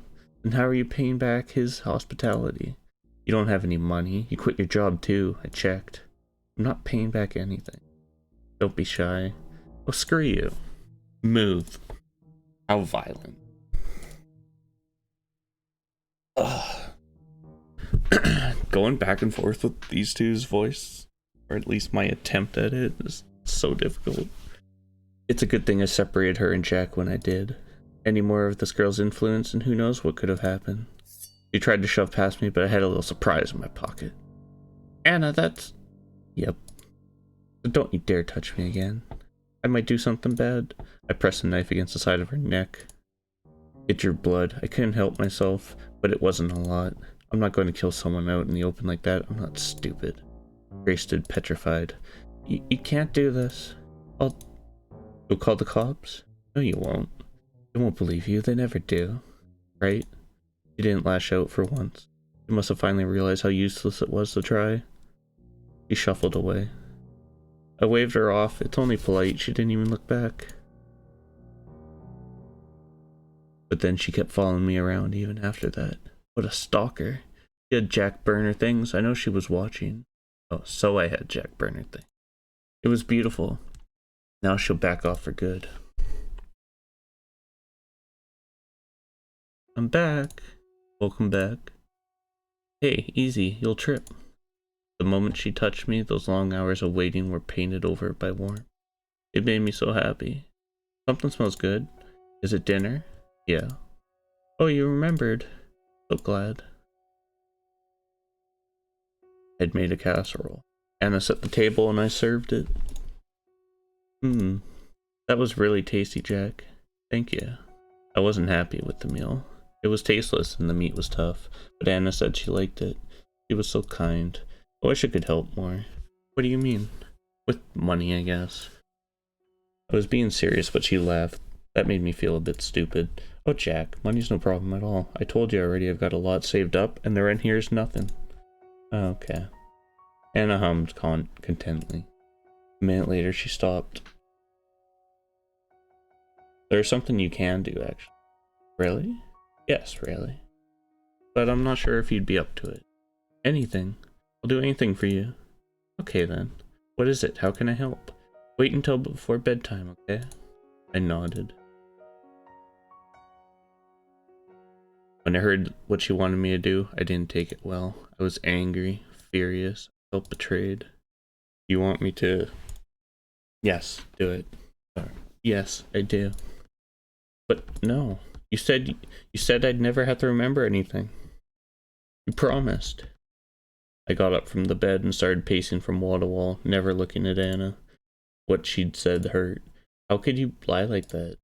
Oh, baby. Please don't hate me. I was shivering with anger. I thought I might faint, but I didn't hate her. I couldn't. So I stopped walking and faced her. I know I said what I said, but this was important. Don't you believe me? There was only one thing I could say. Yeah, I believe you. Thank you, Jack. I love you. I love you too. And I'm sorry. Don't say her. Hearing Anna say she was sorry was for some reason like a punch to the gut. It tugged at my memory. She always said, I know, but that's not what I'm telling you to remember. You must never remember that woman. Forget all that you have left of her. Then what I want you to recall goes much, much further back. It won't be easy, but when you do, when you remember, our love will be the deepest it's ever been. Don't you want that? I do. I love you.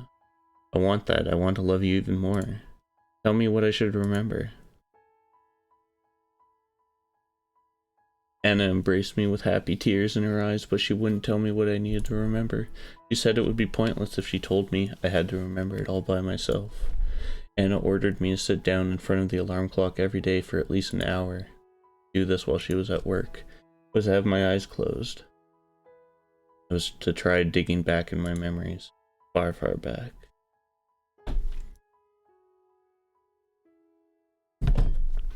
I did as ordered. But the first time I tried, the very next day, it was all so foggy in my mind that I couldn't even start. Thinking felt slow. It was like walking through molasses. I only made myself tired. Before I fell asleep sitting up, one last thought came to me.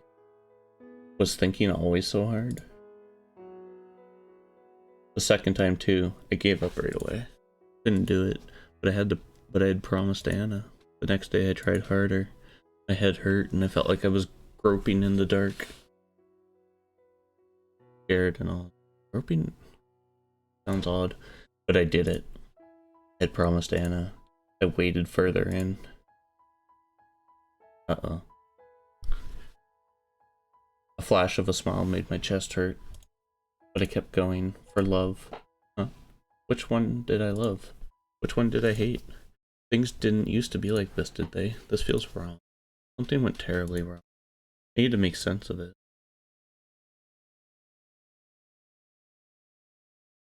Days later, while going back in my memory, I reached a wall. A dam. I felt I shouldn't try to climb over it, so I didn't. There were things out there I didn't want to see, so I went back to the puddle I'd been searching through. It was a stew of love and fear and hate, and given and taken seemingly at random. It was a mess. But it was a mess in my head. I would make it sense.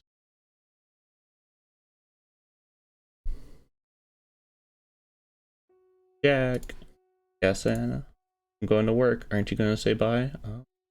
Why does it always come up after?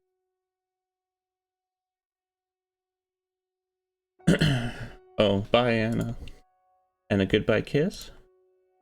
We kissed. Anna placed a hand on my forehead. Are you okay? You might have a fever. I can give you something for that. I smiled. I'm okay. It's just... What is it? Trouble? You can tell me anything. Do you know that sandwich shop? Which one? Next to the store? I nodded. You want a sandwich from there? Yeah, that's okay. Well, there is always a huge line there. Please, Anna, it would mean a lot to me. Oh, how can I resist? Of course, darling, I'll get you anything. What kind of sandwich do you want? Anything you pick. I'll get you something light. You're not getting much exercise. I don't want you to get fat. Is that alright? Yep. Great. And don't forget your remembering session. You've been doing those, right? Yeah. And I frowned and shook my head. Nothing yet? Oh well, it's not even been 2 weeks yet. You'll get there soon, I'm sure you will. Yeah, I will. Anna pinched my cheeks, kissed me again, and left. And I went and threw up in the toilet. Oh god. I brushed my teeth and washed my mouth 3 times over. I can't go on like this. I couldn't keep living here. I waited 10 minutes until I was sure Anna was gone. Then I pulled back the heavy curtains. Down on the street, there was a single person, looking sad and abandoned. I waved at her. She looked up, nodded, and walked into the building. What? Hi, Jack. I was so happy to see her, I wanted to cry. Oh, Grace. We'd started seeing each other in secret 5 days ago. Okay, well, this answers my questions. I knew how long exactly I'd started counting the days again. That big cloud of confusion in my brain was gone. It wasn't Anna's dog anymore. It was Anna's own fault. What else could she expect having me dig around my past like that? But it was scary how close I'd come to letting go. If things were a bit different, I might have kept on being a half-mute idiot forever, and I never would have let Grace inside. When I first heard Grace's voice again, I thought I'd finally snapped. Thought I was hallucinating. But I opened the door and there she was. Grace? Grace, I'm so happy to see you. I thought, after your message, I thought I'd never... Don't say that. Don't say anything, just for a minute. We put our arms around each other. We'd only been apart for a few weeks, but so many things had happened that it felt like years. Really? Just a few weeks? I knew it. You don't hate me.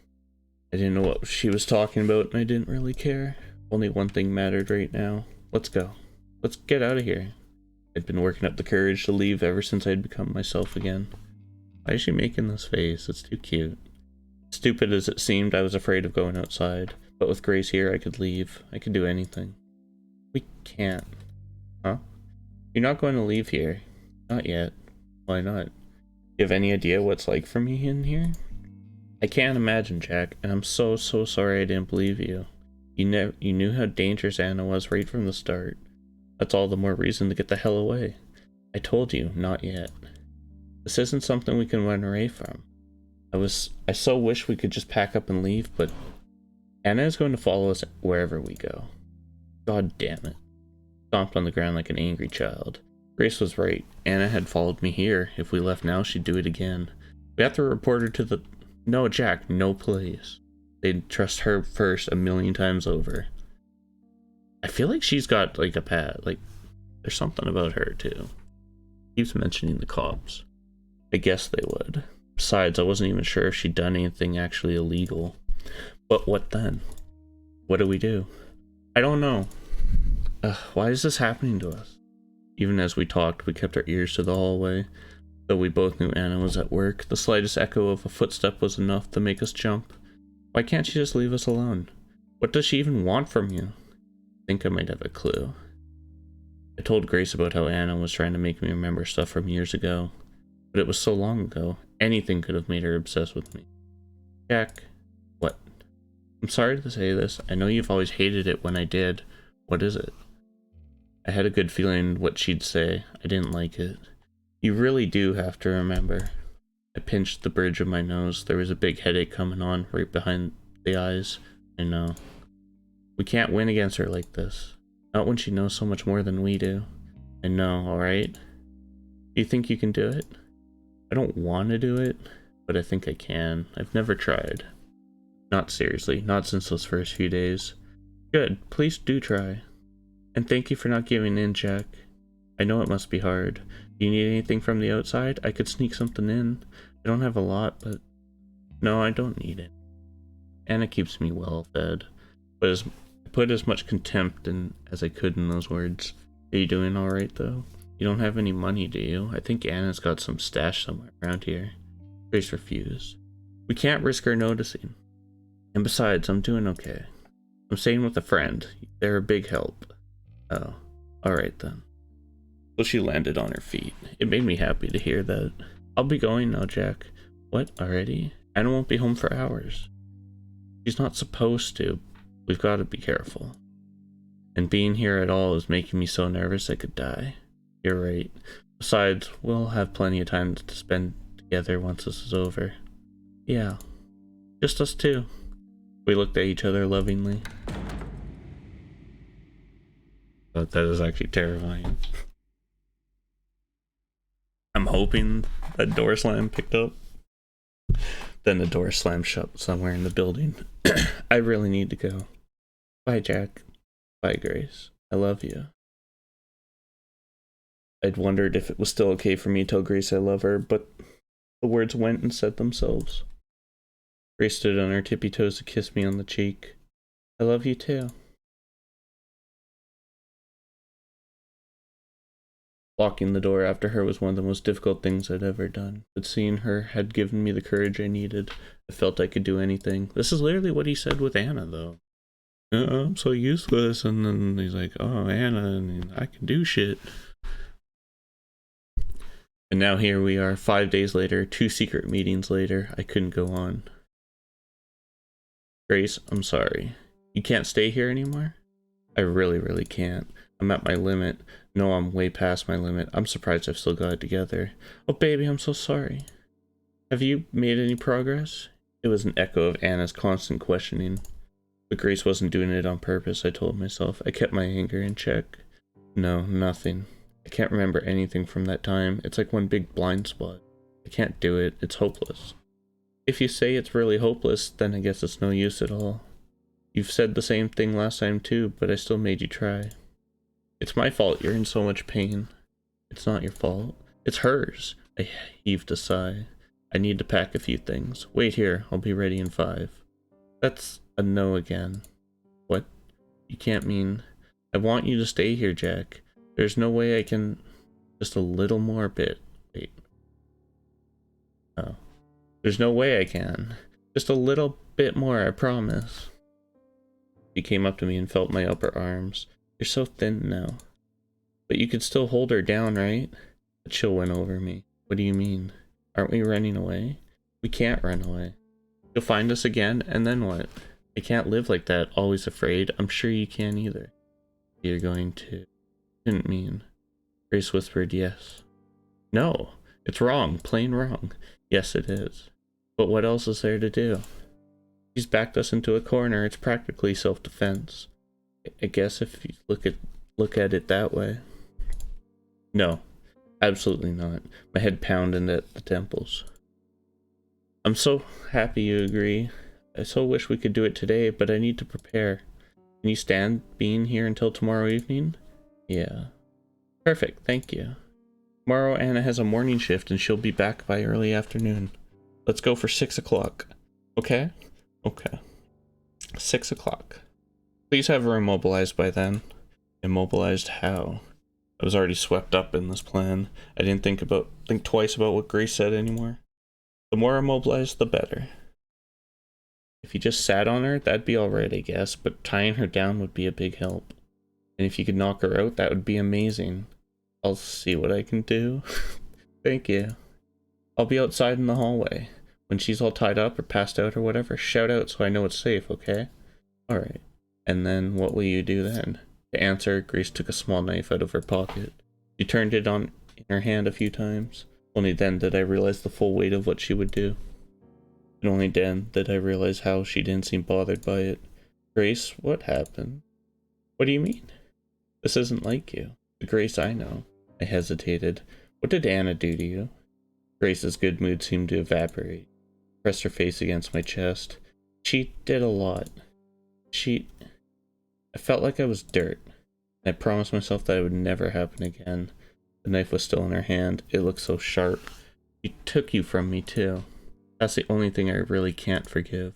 Imagine how happy we'd be if she never existed. I put my arms around her. I get it. Then let me do it. Give me the knife. I don't want to see you do this. Maybe I'll be able to work something out, I thought. Maybe it won't have to lead to bloodshed. I hated the sight of blood. I'm sorry, Jack. This is something I have to do. No, it's not just that. The truth is, I want to do it myself. It's not like something I'll ever feel right again if I don't. Grace put a hand on my chin. I leaned in closer, but she stopped me before we kissed. I love you, Jack. I love you too. Her skin felt hot. It was giving off heat like a furnace. Are you scared? Yeah. Please don't be. One day we'll back at this, look back on this and laugh. Who looks back on murdering a psycho and laughs? A psycho?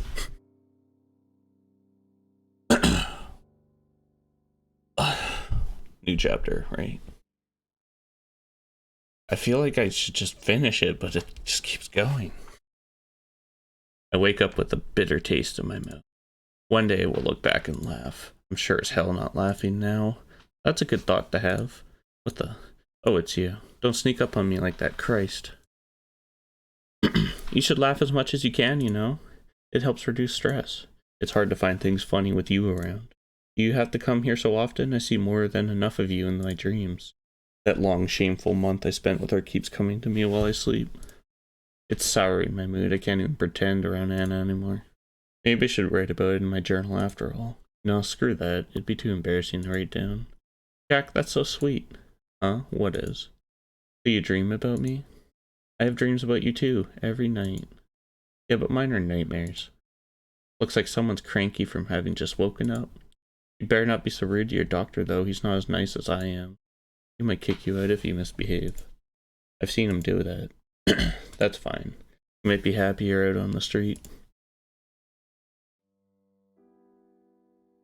The doctor comes along soon enough. He has good news for me, he says. Looking good, Mr. Friday. Far better than before. Your blood pressure's fine and the earthing's too. That's great news, doctor.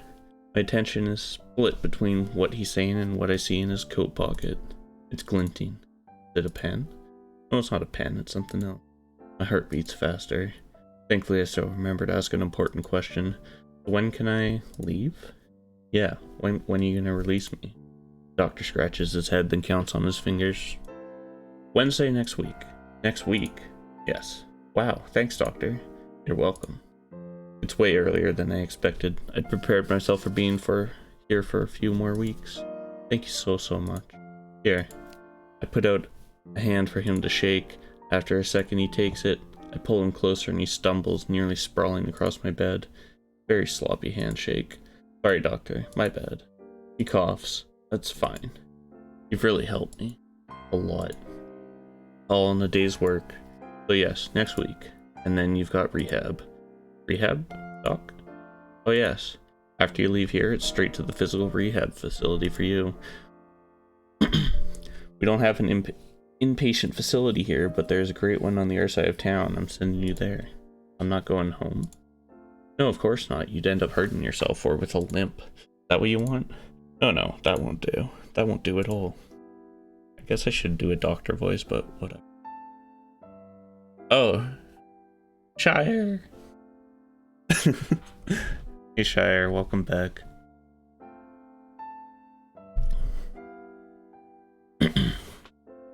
What's vouch?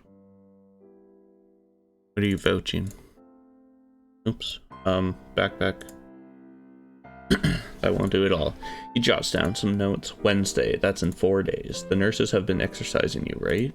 They what? Huh? Exercising me? They haven't? He turns to Anna. What's this about, nurse? Excuse me?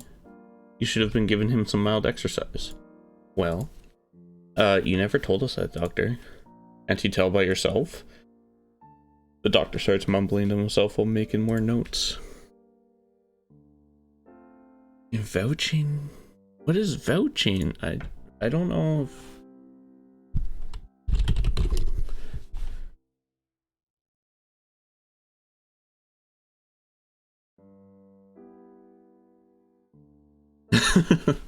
Vouching kind of means like you're like confirming something. So I don't know. But glad to have you, Shire. Now I'm gonna have to finish the game. Okay. Now that you're here. Okay. Christ, I really have to do everything here, don't I? No, that's fine. Not like you're paid to do these things or anything. And how long will I stay there, doctor? He raises his hands as if giving up on me. It's always that with you, isn't it? Look, how long you'll stay at the facility is up to the people there. I can't tell you that. But don't hold your breath. I let out a laugh. Man, you're really going to milk me dry, aren't you? I bet you've got to deal with the people over there, Doctor. Don't you know I'm poor as hell? He makes a grave face. The thought never crossed my mind.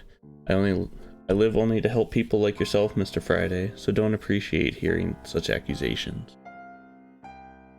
I'd like you to be more careful about what you say. Understood? Understood. Good.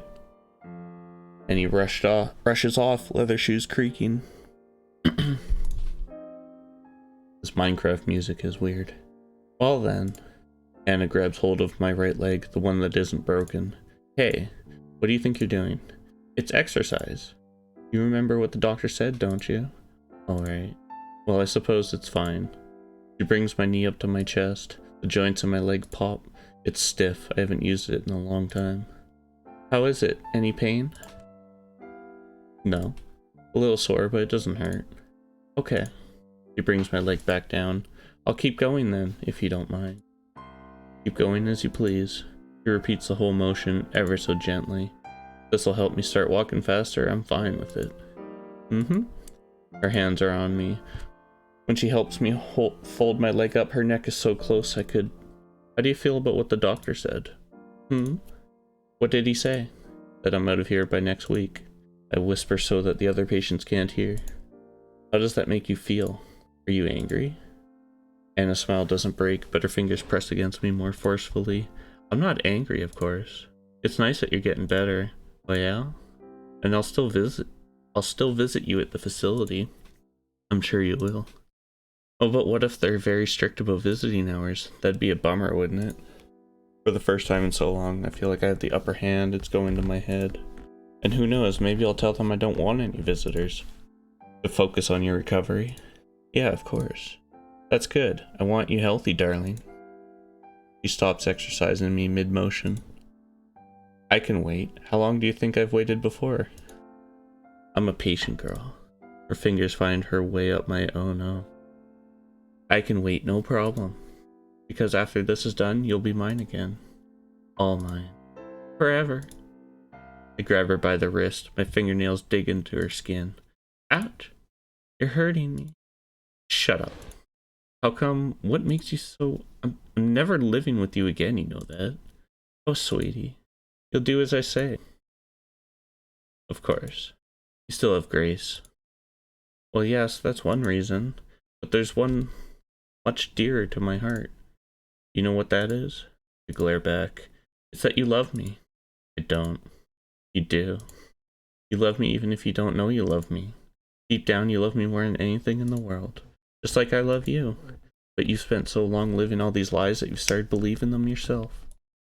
Don't worry though, I'll help you remember all over again. Char, you're gonna have so many spoilers now. I just realized been an hour or two of reading.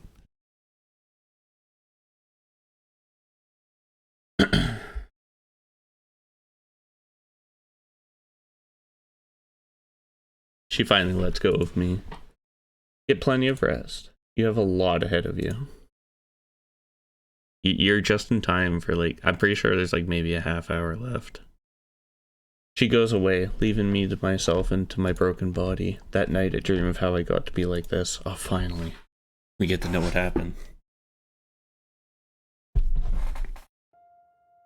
Chapter 7.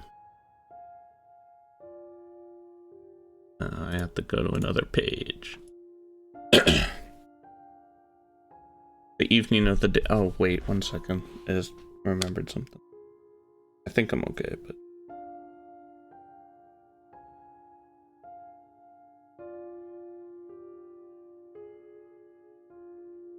Okay, we're fine. The evening of the day Grace told me we would kill Anna together, I worried so much that I got a fever. Goodness. I was laying down on the bed. Anna put a cold, wet towel over my forehead. I did think you had a bit of a fever. But you said you were fine when I left. I mumbled something. I might have been trying to tell her to stay away. It was seeing Anna, thinking about what we'd do to her that had scared me so much that it made me sick. I was weak. I can't understand what you're saying. Whatever it is, you can tell me later. For now, just rest. My thermometer reading made her frown. If this goes up anymore, I'm taking you to the hospital. I croaked out that I was fine. Oh, sweetie. You will be fine, but only if you do as I say. Try to get some sleep. I'll get you some medicine and a nice cup of ginger root tea. Thanks. I managed to sleep for the next hour, though I'd wake up constantly. That's my life. After that, I took a shower. The water was so cold on my skin it hurt, but Anna had warned me not to set it too hot, so I didn't. I put on a fresh set of clothes then I laid down on the clean sheets Anna had laid out. In 10 minutes, everything was clammy with sweat again. Anna didn't blame me. She didn't have a bad word to say. She didn't even sigh. So I was tired. Though I knew she was tired. She was a saint. She was being so kind to me, and I was going to help kill her. There must be, I thought, some other way. I couldn't let this end in violence. I just couldn't. So my fever-numb brain came up with the best plan it could. I don't know, Jack. Are you sure? Yeah, I feel so much better now. I can take a day off. It'll probably be fine. It'll be okay. See? I handed her the thermometer. It was a mercury thermometer, and I'd carefully let it reach only a near fever point. I didn't lie when I said I felt better, but I did still have a fever. Well, alright then. Please stay safe and call if there's any problems. Anything at all, okay? Okay.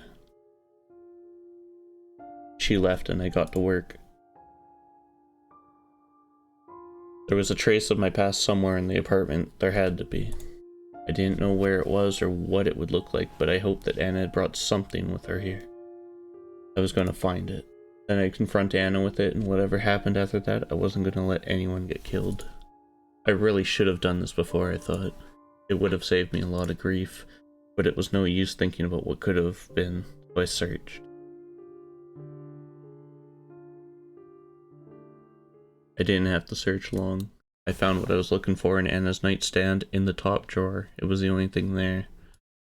Anna had come to trust me so much that she hadn't bothered hiding it, or she'd wanted me to find it. When I saw it, I didn't think it was a clue I was looking for. It was a picture book.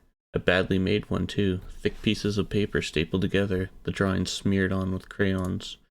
I read it on a whim. I was curious. By the last page, I wasn't curious anymore. This wasn't a picture book, it was a confession. Dun, dun, dun. The Little Wolf. There once was a little wolf. It had a mommy wolf and a daddy wolf. But mommy wolf and daddy wolf didn't love the little wolf. Why is that? They didn't love it, and they didn't love each other, and they fought and fought and fought and fought, and then one day something happened, then the little wolf was all by itself. But the little wolf didn't stay alone for long. One day a family of sheep took it in. There was a mommy sheep and a daddy sheep, and the little lamb and the big dog named Buddy. They were a happy family, but they didn't like wolves. Daddy Sheep said to the little wolf, "Wolves should all be locked away," and he also said, "You are lucky to be alive." They did not know that the little wolf was a wolf. So the little wolf played along, and it went ba-ba like a sheep and ate grass like a sheep, and for a while it was happy, but it wasn't happy for long. The little wolf was a wolf, and it was hungry. It needed to hunt. It knew how to hunt too. It had seen Daddy Wolf hunt. It had seen him do all kinds of things. Oh. The first thing that the little wolf hunted was the big dog named Buddy. Mommy sheep and daddy sheep were really scared. "Oh no," they said, "there are wolves around. We should be careful." They didn't know the little wolf had done it. But the little lamb did know. The little lamb didn't like the little wolf. The little wolf was afraid. The little lamb was going to tell mommy sheep and daddy sheep everything. And it did tell them, but the sheep didn't believe the little lamb. They didn't believe one word. Why is that? And days passed and weeks passed, and the little wolf was hungry again. Very hungry. And so one night it went to mommy sheep and daddy sheep's room. It ripped them open while they were sleeping. It got their blood all over itself. And then the little wolf went to the little lamb. The little lamb was awake. The little lamb had heard the noises of its parents being hunted. It saw the blood and it smelled the blood too. The little wolf came closer. And as the little wolf came closer, it saw the little lamb was not a lamb at all. It was a wolf. Just like the little wolf. It had been hiding here with all those sheep. Maybe it did not even know that it was a wolf. The little wolf did not kill it. The little wolf could not hunt one of its own. The little wolf went away. But before it left, the little wolf promised they would meet again. There would be 2 wolves in the world of sheep.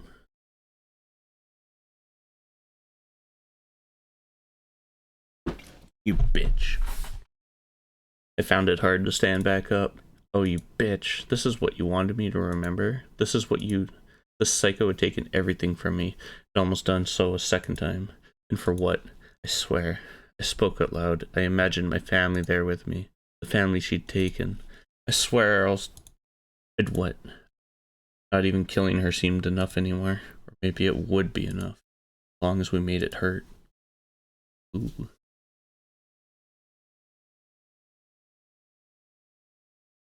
Where am I? I stirred. Stirred? Whatever. Only slightly awakening, dazed, not knowing if what I'm feeling around me is a dream or delusion or reality. I'm sitting up, but I'm not sitting still. There's rumbling underneath me. There's wind on my face. Somehow, through all of this, I sense that it's nighttime. I try to speak. My limp mouth only manages a rasping breath. Oh. Awake already? Tisk, that won't do. A familiar bee sting of pain pinches the back of my neck. I feel myself sinking. Then I feel nothing. I'm gone. No more rumbling. No more wind on my face. No more me. Is this present or past? By the time Anna came home, I had been stewing in my hate for hours. My hate for her had become a living thing, eating away at me. I'm back! Jack, hello? I tried to say hi back, but I couldn't. If I said anything at all, the hate would come spilling out of me, and wasn't time yet. Where are you, Jack? Anna sounded worried. This made me happy. I couldn't fake it anymore. If she saw me, she would know. I ran to the bathroom, slamming the door shut and locked it. I'll be here, I thought. Until it's time, I'll stay here. If I see her, I'll lose my mind. Anna's footsteps came pattering over to where I was. Sweetie, are you okay? She tried the handle, found it locked. You're still sick? Oh, I knew I shouldn't have gone to work. There was a pause, then she tried again to open the door. At least say something, you're scaring me. Jack, can you hear me? I'm fine. Sigh of relief. Oh, good. Let me in now, darling. No, I'm staying here for a while. Please open the door, Jack. You don't sound all that good. You sound like you're in pain. I said I'm fine. There came an hour-long moment of silence. Please tell me what's wrong. This time I didn't answer. I lay down on the cold tiled floor. I would stay like this until I felt it was about 6 o'clock. Not like I had a clock in here with me, but it was better to guess than to go out now. Jack? Go away. She walked away and I thought that was it, but I heard her come back a minute later. I'm coming in, Jack. Stand back from the door. The hell are you? Something large and heavy struck the door. Stop it! It struck again and then once more. The flimsy wooden door was starting to cave in at the handle. Any more and it would splinter. Anna stopped. There was a dull thud as she let something heavy drop to the floor. Come out then. I hesitated. Alright. She grunted as she picked her tool back up again. No, wait. Stop, I'm coming out. The door handle was smashed so badly it almost refused to open. Oh, Jack. Anna dropped what turned out to be a sledgehammer. What? Dropped it next to her purse, which was on the floor. She all but jumped on me with open arms. Don't do that to me again. I backed off away from her. Something is wrong, I can feel it. What happened, Jack? Nothing happened. Is it your... She went to feel my temperature with her hand, but I slapped it away. Don't touch me. My words stunned her for a second. And we were making such great progress. What went wrong? You know what went wrong. You know damn well. Oh, I can use the scroll wheel. Everything's been wrong ever since the beginning. You're not making any sense, Jack. For now, just calm down. It's going to be alright. No, stay away from me. My back touched a wall. I stumbled. Anna bent down as if to tie her shoelaces. I saw her hand go into her purse. Then she leapt. She was on me before I could react. Thought she'd stab me with something, gut me, and then and there. Instead, she wrapped her arms around me and put her lips to mine. I tried to pry her off, but she coiled herself around my body like a snake. I couldn't find any purchase. I panicked. Her kissing was violent, hardly kissing at all, more like she was biting my lips off. I tried to put my hands between us and rip her from me, but Anna wouldn't budge. I felt powerless. I couldn't even scream. I tried to, but it was too muffled for anyone to hear. Then in a moment of luck, I managed to stumble around, Anna still on me, until she was the one with her back to the wall. I half ran, half fell into the wall. Anna took the brunt of the impact. Owie. That hurt. She was down on her knees now, rubbing the back of her head with her left hand. Go fuck yourself. My lips pulsed with pain, felt raw. I touched them and my hand came back bloody. God damn it. You're a real... I realized very late that there had been another flash of pain during our struggle, a feeling like someone had pinched me very strongly on my left shoulder. I looked at the spot and found nothing there. Anna looked at me, smiled, and opened up her right hand. It took a few seconds to see what she was holding there. My eyes were having trouble focusing. Oh, a syringe. An empty syringe. Oh shit. That sure was tricky. What did you drug me with? He waved the question away like it was no concern of mine. Something to help you go into a nice long sleep. Isn't that nice? Then we can begin your re-education. Your re-education. Don't fuck with me. I took a step towards her. My legs felt heavy. Was it just me or was it getting hard to move? I'll never go through that again. You hear?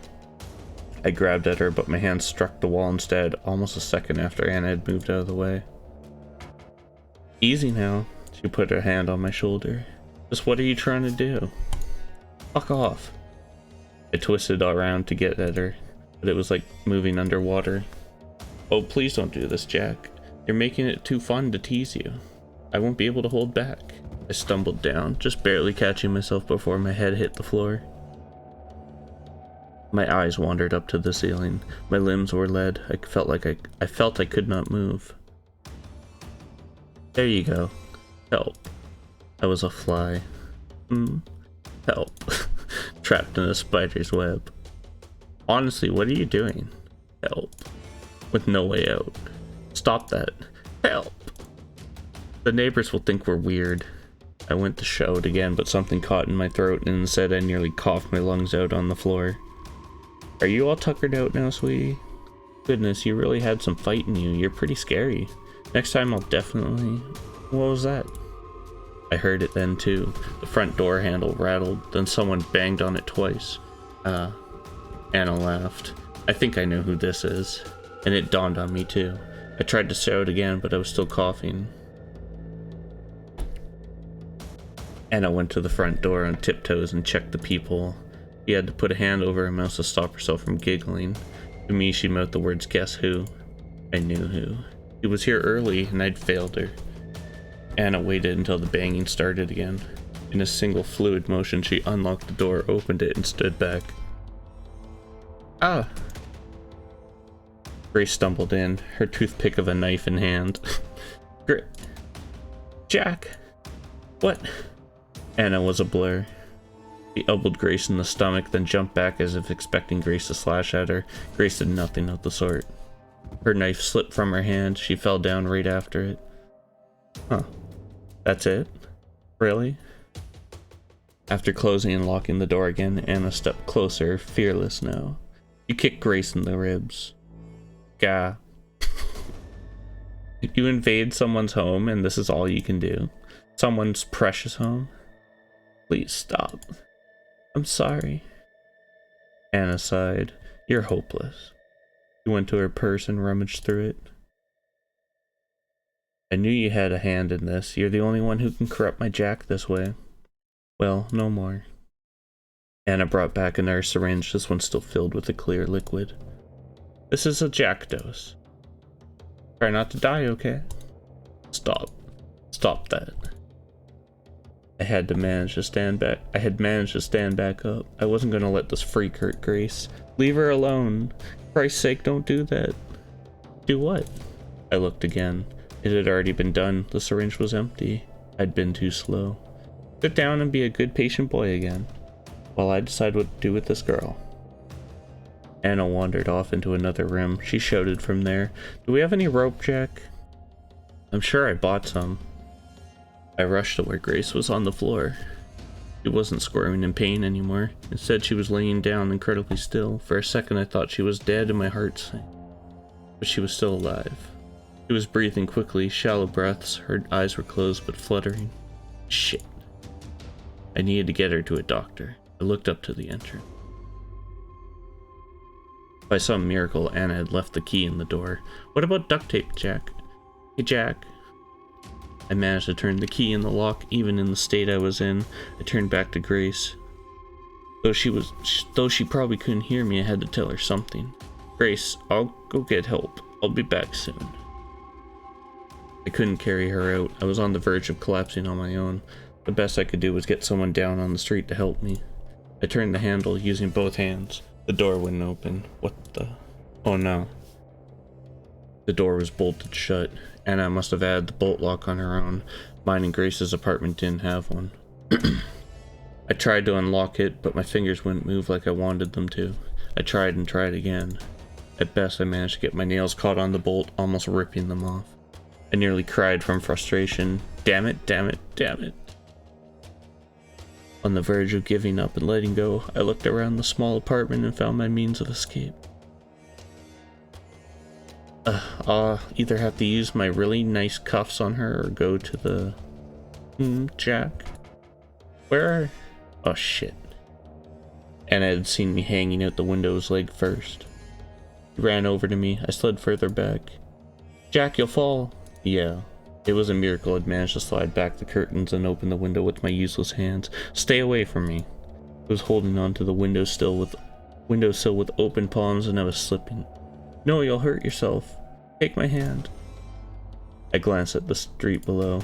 When I'd gone to climb out, it didn't look like much of a drop. This was only the second floor after all. No, I wasn't so sure. There was so much empty space between me and the hard concrete.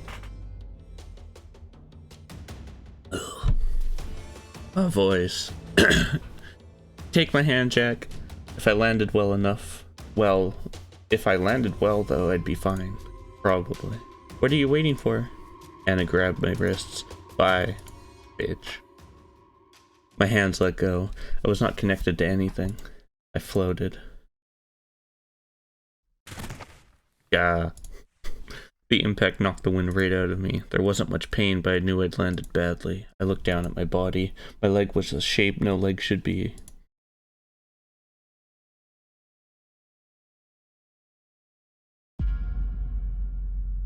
I came back to consciousness, gasping for air. I look at my leg. There's a blanket over it.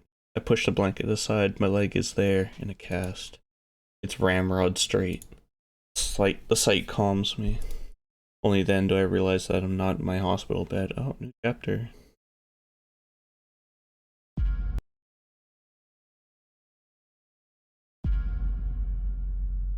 Save.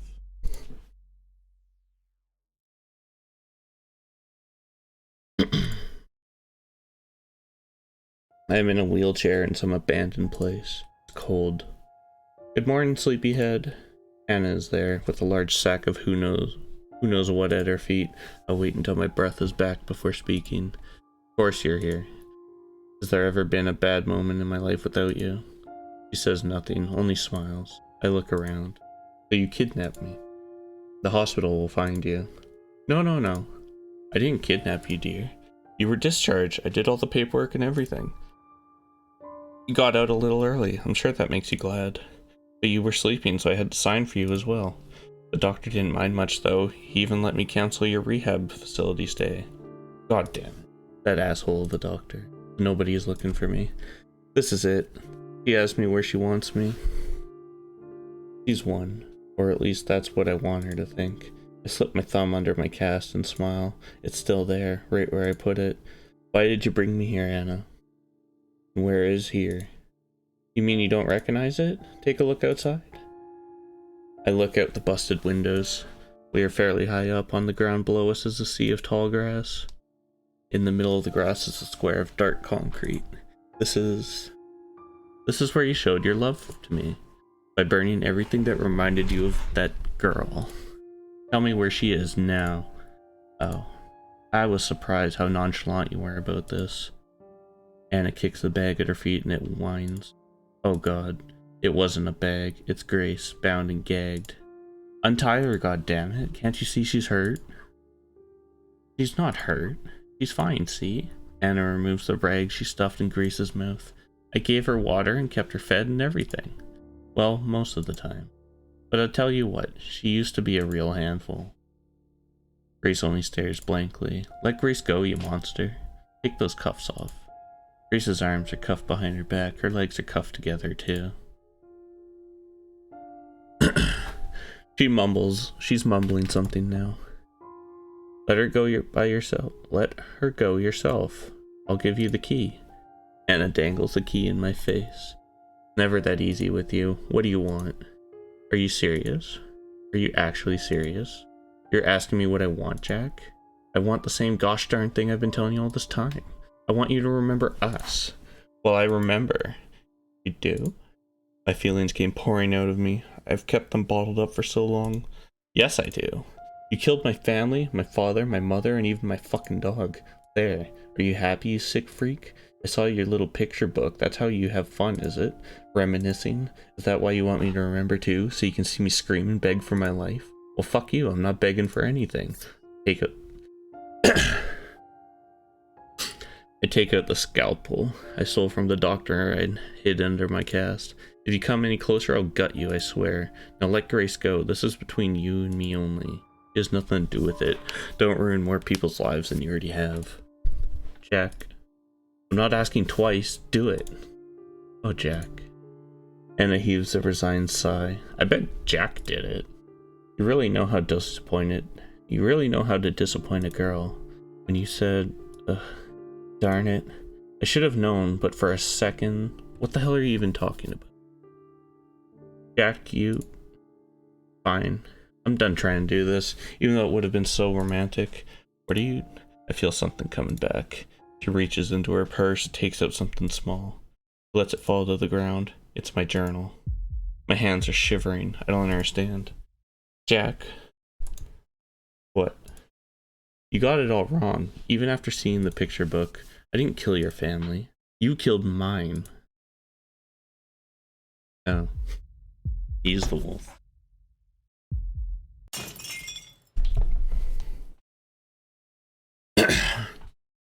Her words came as ones I hadn't considered. I hadn't dared consider them. But now that they've been said, I knew they are true. And that truth hits like a bullet between the eyes. Damn, I'd had in my brain for 15 years breaks, spills over, memories come gushing out. Where am I? I'm somewhere dark and cramped. A hidey hole. I'm hiding. Back there. I don't think I ever really left. Where are you, Jack? Stop running away. No. Please don't let him find me. Please. Please, please, please, please. Oh, shit. There you are.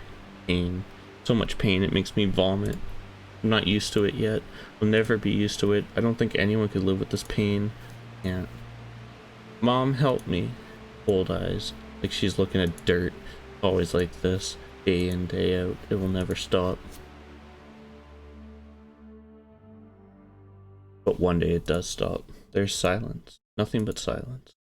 A quiet so bottomless it lets nothing exist, especially not me. It isn't bad. There is no pain.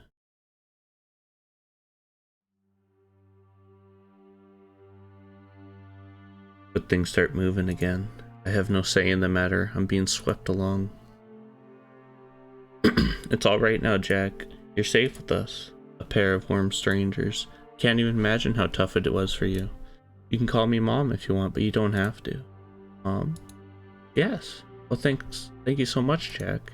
We love you.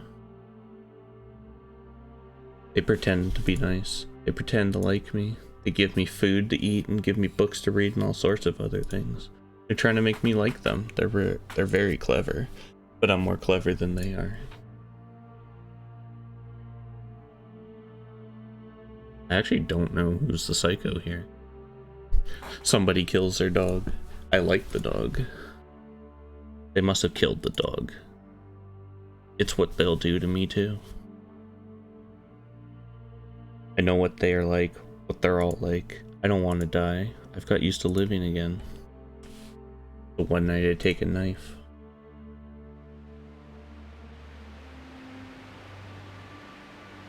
I visit the girl they're keeping with their blood still on me.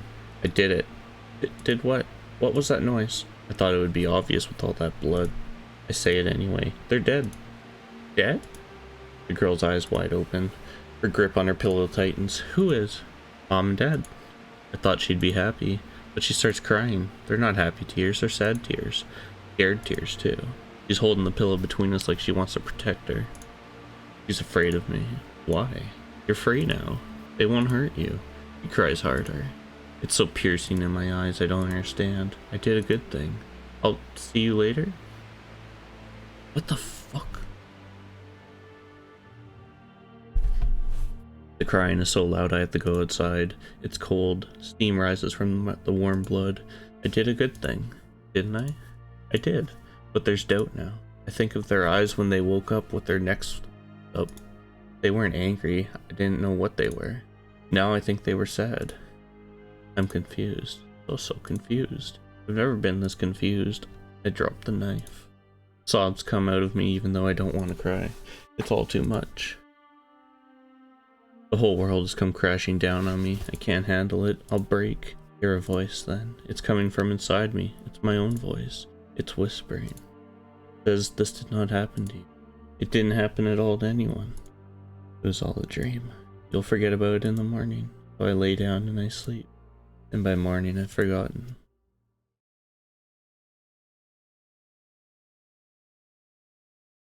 This all comes back to me in a single flash of understanding. I sit there for a minute, barely breathing as the weight of it passes over me. When I finally look around again, I realize my jaw hurts. I've been clenching it. Do you? Yes. I remember now. Anna still looks suspicious of me. Can you prove it? You used to have short hair, Anna. I teased you about it. I said you looked like a boy. Here. Anna takes a few steps towards me. She collapses with her head in my lap. You're back. I'm so happy. I'm so happy I could die. There. I run my fingers through her hair. Can't help but pity her. Anna starts talking, but her sobs make it hard for her to speak. I knew if I waited, you'd come back to me. That was really cruel, you know, what you did. You showed me everything and then went away. I offer her the end of my blanket. She blows her nose on it and takes a few deep breaths to calm herself. Thanks. You taught me everything you know, Jack. I can't ever thank you enough for that. At first I was scared and I hated you. That was really stupid, huh? The more I thought about it, and I thought about you a lot, the more the truth became so obvious. You showed me what the world is really like. There are sheep and there are wolves. You are a wolf and I am too, right? That's what you saw in me back then, right? That's why you spared me. And that's why I love you, because we were made for each other. You love me? I do, I love you. I love you. I love you. I love you. And you love me too. I see. Anna kisses me on the cheek before picking the scalpel up from the ground. I dropped it at some point. She places it gently in my lap, then wheels me over to Grace. Grace is lying on her side. Her eyes are focused now. They're looking at me. But I can't help but feel she's not seeing me. Close enough to hear the words she's hissing out. Kill her. Kill her. There's a whistling quality to her voice. I bend down and pull her lips back. She's missing some teeth. I turn to Anna. Oh well. That's, how many? Just 4. No more than that. And I didn't enjoy it or anything. Really wouldn't shut up until I did that. Anna's eyes dart sideways. I follow them and see a pair of pliers on the ground alongside a towel and a bottle of what might be rubbing alcohol. Are you mad? I don't answer. How do I feel? You know, I didn't kill Buddy. What? You didn't? No. Then who did? I shrug. Could have been anyone. Anna thinks it's over, but eventually also shrugs. Thinks it over, but eventually also shrugs. Oh, it doesn't matter, really. I guess it doesn't. Why would I kill Grace?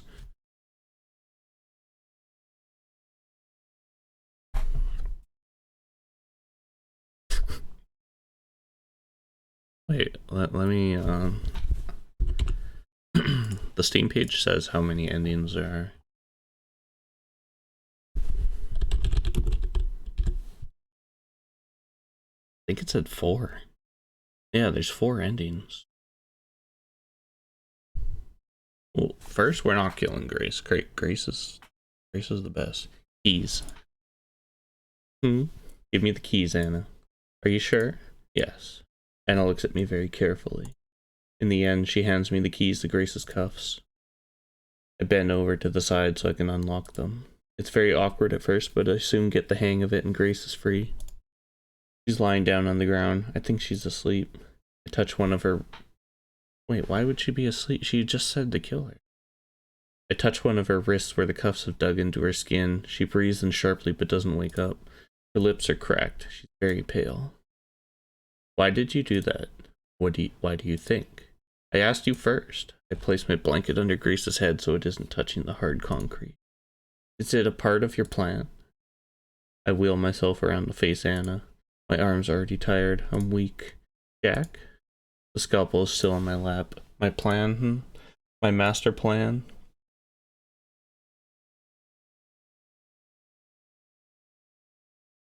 This one's tough, though.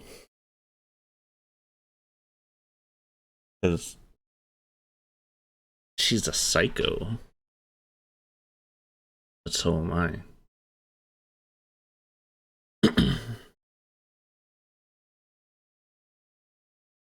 Technically, I don't think she deserves to die.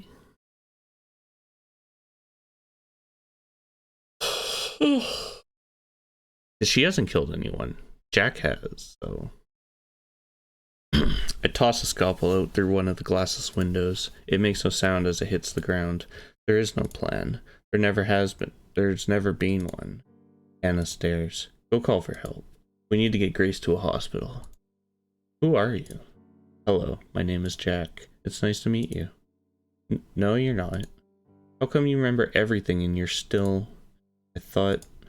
Sorry, Anna. I caused you so much harm. More than I can repay ever. No, you haven't. I killed your parents. Who cares about that? They were sheep. They were people. We're people, too. There's only people. Shut up. It's true. No, you're wrong. I'm so sorry. Anna takes out a knife and holds it to my throat. Is it Grace's knife? One that she wanted to kill Anna with? I'm not sure. It could be. Either way, she has it pressed against my jugular. Stop playing tricks with me, please. I can't take it. Don't do this, Anna. If she kills me, her future is done for. Can't let that happen. This is my fault. Put the knife down. Or what? You'll do what? I won't do anything. I'd never hurt you. I want you to be happy. Then... Anna forces my fingers around the knife's handle. Take this, and wiping her eyes, she turns my wheelchair until I'm facing Grace. Do it. I'll be happy then. Kill her. I can't. Why not? I'm not who you think I am. The man she thought I was doesn't exist. He never did. What I did when we were kids was a mistake. No, it wasn't a mistake. It wasn't. You were my hero, right? Struggling. She might accept the truth, or maybe she won't. It can't be easy realizing there was no meaning behind the most important thing that ever happened to you. I can't stand watching her. I squeeze my eyes shut. Part of me wishes Anna will reject the truth because she won't blame me. The guilt I have right now is already so strong it could crush me. She starts blaming me for what happened. I don't know what I'll do. But I also see how selfish this is. I should feel guilty. I am guilty. I've gone all these years without even knowing about the horrible things I've done. That's a crime in itself. I deserve every bad thing that comes my way. I should be shot. I should be hanged. Worse things too. And I don't have the right to complain. I realize I'm still holding the knife. What if There's a hand on my shoulder. I don't want to look. I look.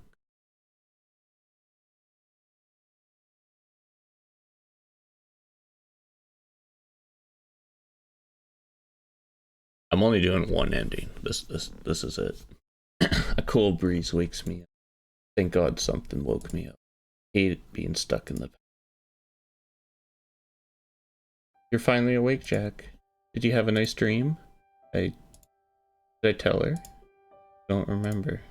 I was about to wake you up myself. You can't ask us to come out here then spend all day snoozing. It's not fair. I laugh. Sorry. I'll make it up to you next time, alright? Well, okay then. If you say so. Grace flashes me a smile. Got all her teeth again. Used to have an outline of a wound on her neck, but that's gone now too. Not a trace of it. You could say that about all three of us, not a trace of anything. Someone came walking by, they might think we had no worries or regrets or anything bad in our lives at all. The girls are up on their feet. I try to get up too, but I'm having trouble. Need some help? Please. Anna takes my right hand. Grace scrambles to take my left. They pull me up together. We start slowly walking back. I really have slept a long time. The sun is much farther in the sky than it was, casting long shadows. There are people watching us from afar. When are we going to do this again? I don't know. When we can. Promise it won't take too long? Yeah, I promise.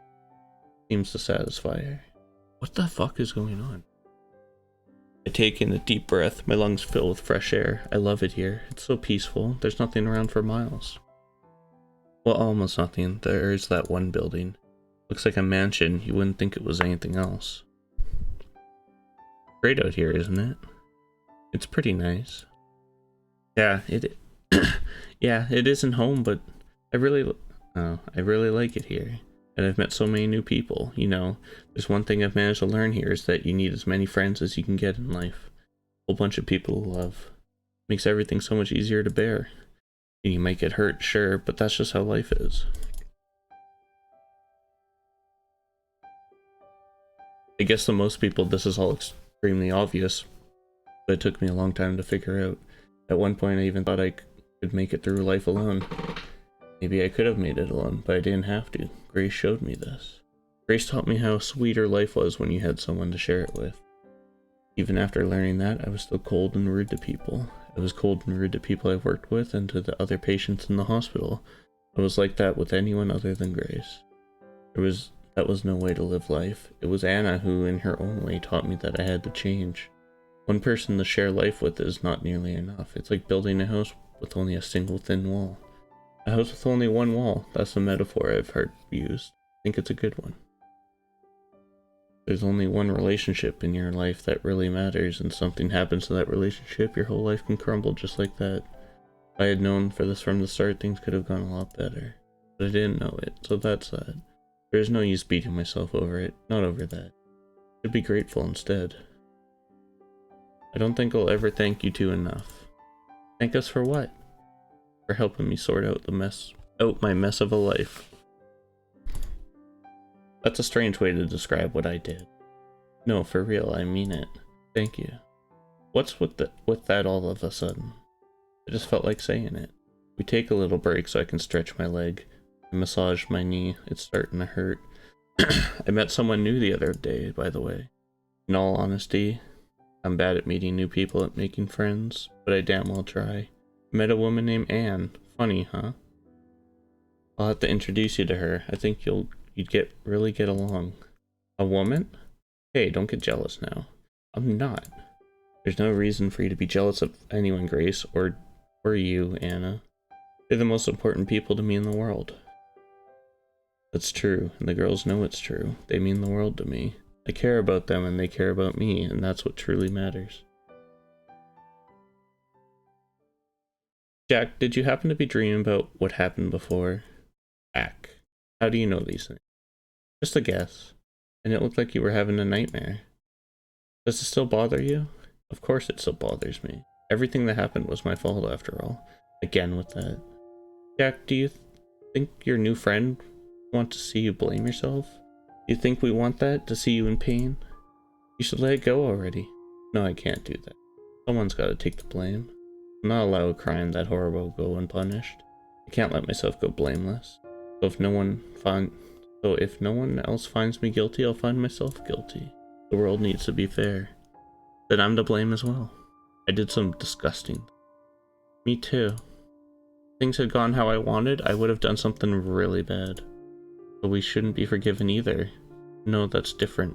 What I did was so much worse. For God's sake, you two, I killed people who were doing their best to help me. Your parents, Anna. If I don't feel guilty for that, what should anyone feel guilty for? I did something unforgivable. I deserve so much worse than just feeling guilty. Grace and Anna look at each other, worried. Don't worry, I'm not going to do anything stupid. I thought there was no point in going on. If I thought we were beyond saving, I would have ended it all in that empty building. You don't mean that. The pain in my knee is spread upwards, my thigh is cramping. I sit down in the grass. Your leg hurts? Yeah. Maybe that means it will rain soon. Yeah, maybe that's it. Can I help? It's fine. It'll pass. You shouldn't be so selfish, Jack. What, about my leg? You know I'm not talking about that. You say you can't forgive yourself for what you did, but you're only thinking of yourself. I know. He's right. You're not thinking about how people around you feel. I know, but I just can't. You two do not feel bad about what you did or tried to do? Their eyes meet again. Of course we feel bad. Yeah, and I'm not gonna lie, there's still plenty of bad feelings between us. How could there not be? But we both know what we need to do. We need to move on. Not to forget what happened, but to accept it and keep on living. We haven't managed that yet, but at least we're trying. So please try with us. Can I do that? Can I make myself throw away this awful weight? I'll try. Okay? I can't say I'll do it, but I promise I'll try. Thank you. That's all we wanted to hear. Now help me get up, will you? Is this actually the ending? Like, is this not like a freaking vision or something? Like, how can these people...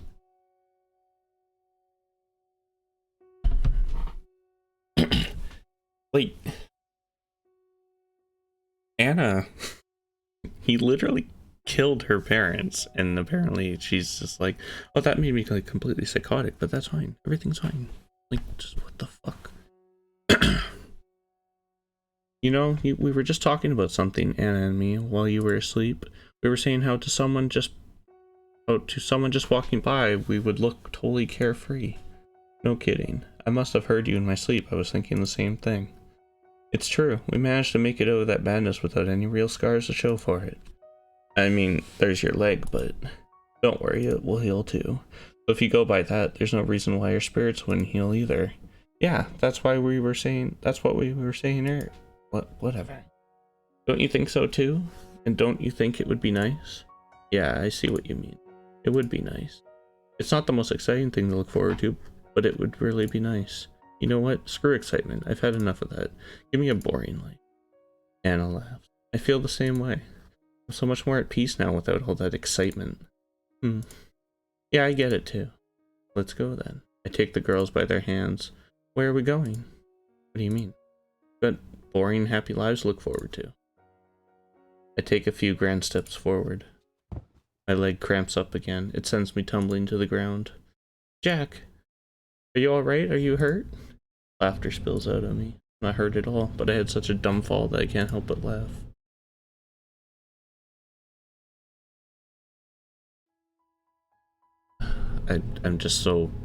I'm so blown away that this is apparently the ending. Like, there has to be a twist. This can't be the ending. The girls see I'm okay, so they laugh a little too. Seeing them happy warms my heart, and at that moment I've made my decision. Told them I would try to stop blaming myself, but I truly didn't truly mean it. I mostly said it because they wanted me to say it, but now I'm sure. I'll do anything to make them happy. Make them happy, I'll stop myself from being miserable if I can. No, I know I can do it. I'll do it for them. I'll shake off this weight, and I'll be happy. I think I've stumbled upon something incredible. I found myself a life worth living.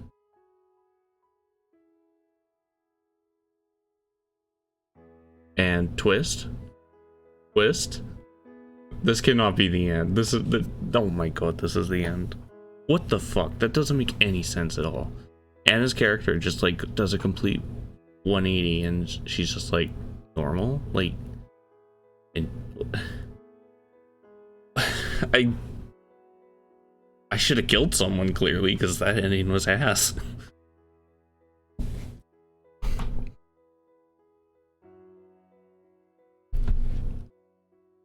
I'm so blown away that that was the... I kind of want... Not, like I said, I wouldn't do another ending, but that one was so bad. I think I need to kill Anna.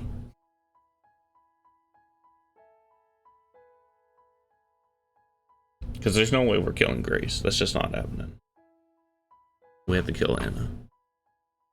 I'm just waiting for, like, the... It was all a dream, and Anna slits his throat in the wheelchair. Okay, never mind. Alright.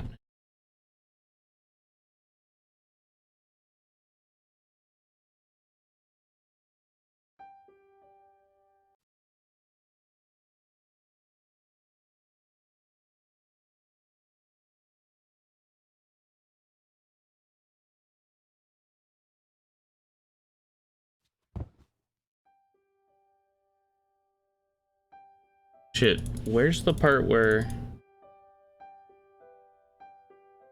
There we go.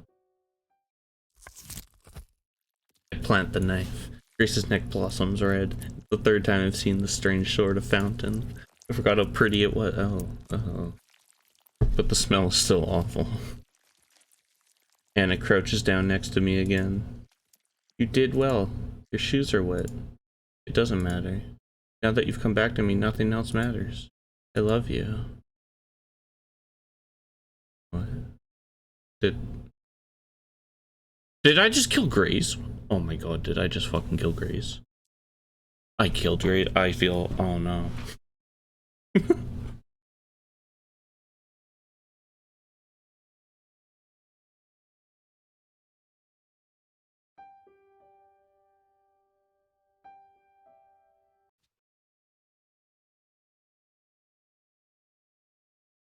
Why can't I get... Don't kill Grace. Oh, Anna. Oh, I killed Grace. I feel awful. Yes, I guess this is part of it. Though my arms are heavy, I manage one quick swing. Huh. It's a good swing, too. Anna doesn't even have time to bring her hands up to her throat. The drop in blood pressure drives her to the floor. She stares at me for a while, mouthing words I can't understand. Less than a minute later, she stops. She's gone. Yeah. I place a scalpel in her hand, then fold her fingers around it. Fingers crossed. Behind me, I hear Grace stirring from her sleep. I get to her so fast I nearly run her over. Grace? Grace, are you awake? Can you hear me? Her eyes flutter open. She sees me and smiles. So you're saying she did to herself? Why? Why? I don't know why. Maybe she saw no way out? I say the first thing I can think of. I'm too tired for anything else. Yeah, you sure had you sure had her cornered, hey? The inspector taps at my wheelchair with his foot. He sees me as harmless, or I hope he does. I hope he'll let me go soon. He doesn't. Come on, Friday. That can't be it. Give me the whole story. I repeat what I said. Anna killed herself. I don't know why. She must have lost her mind. The inspector doesn't look happy. He's been questioning me for hours. Now he's about to start over again, ask me everything once more. I can tell he's going to do it. He's done it so many times. But a knock on the door interrupts him. Someone's calling him out. Don't go running off now. He laughs as he walks. A minute later, there's a crashing sound, like someone's thrown a chair. Within the hour, they let me leave. I'm visiting Grace in the hospital. She's being treated for fatigue and dehydration. Hey, you'll be out soon, right? What do you want to do when you get out of here? What's the first thing? She makes a happy sound. Oh, I thought about it a lot, but I don't know. I'd like to do anything as long as it's with you, Jack. I squeeze her hand. I want us to go on a long walk somewhere. Grace looks down at my leg. Yeah, I know, but I'll be walking again in no time. You'll see. Can't wait. Going on a long walk would be perfect. A long walk somewhere far away. Even when she smiles, she doesn't show much teeth. She must be self-conscious about how she looks with 4 of them gone. I don't remember all that well, but I think at least one was a front tooth. Poor girl. Hey, Jack. Hey. I know what you did, you know. What? I saw everything. Saw what? She brings a finger to one side of her neck and slides it across to the other side. I saw that. The meaning is clear. And? Thank you. I hoped for so long that you'd come save me, and then there you were. You were so brave, it was amazing. I never could have done that. That's it? That's it. What, were you worried I'd tell someone? Geez, you should know I wouldn't do that. It was my idea to kill her in the first place, remember? And I love you too much to tell on you anyway. I told them Anna killed herself. That's why you put the knife in her hand, isn't it? That was very clever of you. And now she's gone and there's nothing in our way anymore. Isn't that amazing? Yeah. Hey, Jack. I did think of something to do when I'm out after all. What's that, Grace? I'll hold you close, and I'll never let you go ever again. Got the most innocent smile I've ever seen. I see. Well, I guess this is fine too. I smile. You like the sound of that, don't you? Yeah, I was just thinking.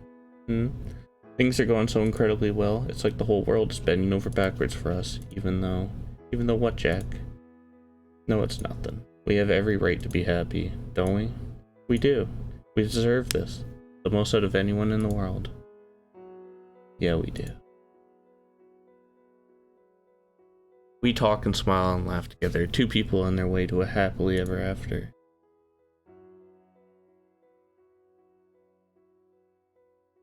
Is that it?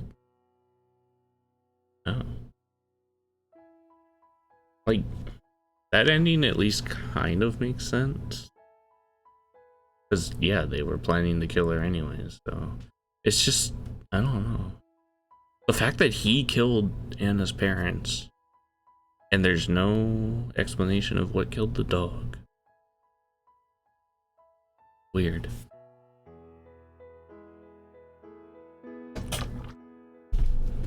Very weird story.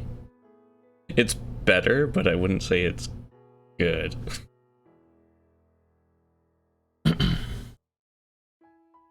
But I don't know. What would be the ideal in my mind? Honestly, I thought Jack dying was like the best answer. Because it's like, in the end, he was the psycho. I don't know, like a Jack. I don't know. Just like,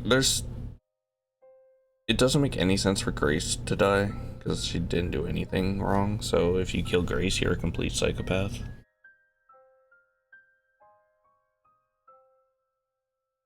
Just the ending where you don't kill either of them, that it just made no sense.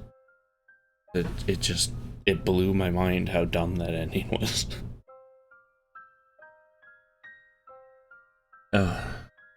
Okay. Yeah, like something where either both of them die or Anna dies. Like Grace doesn't deserve anything. Like in a bad way.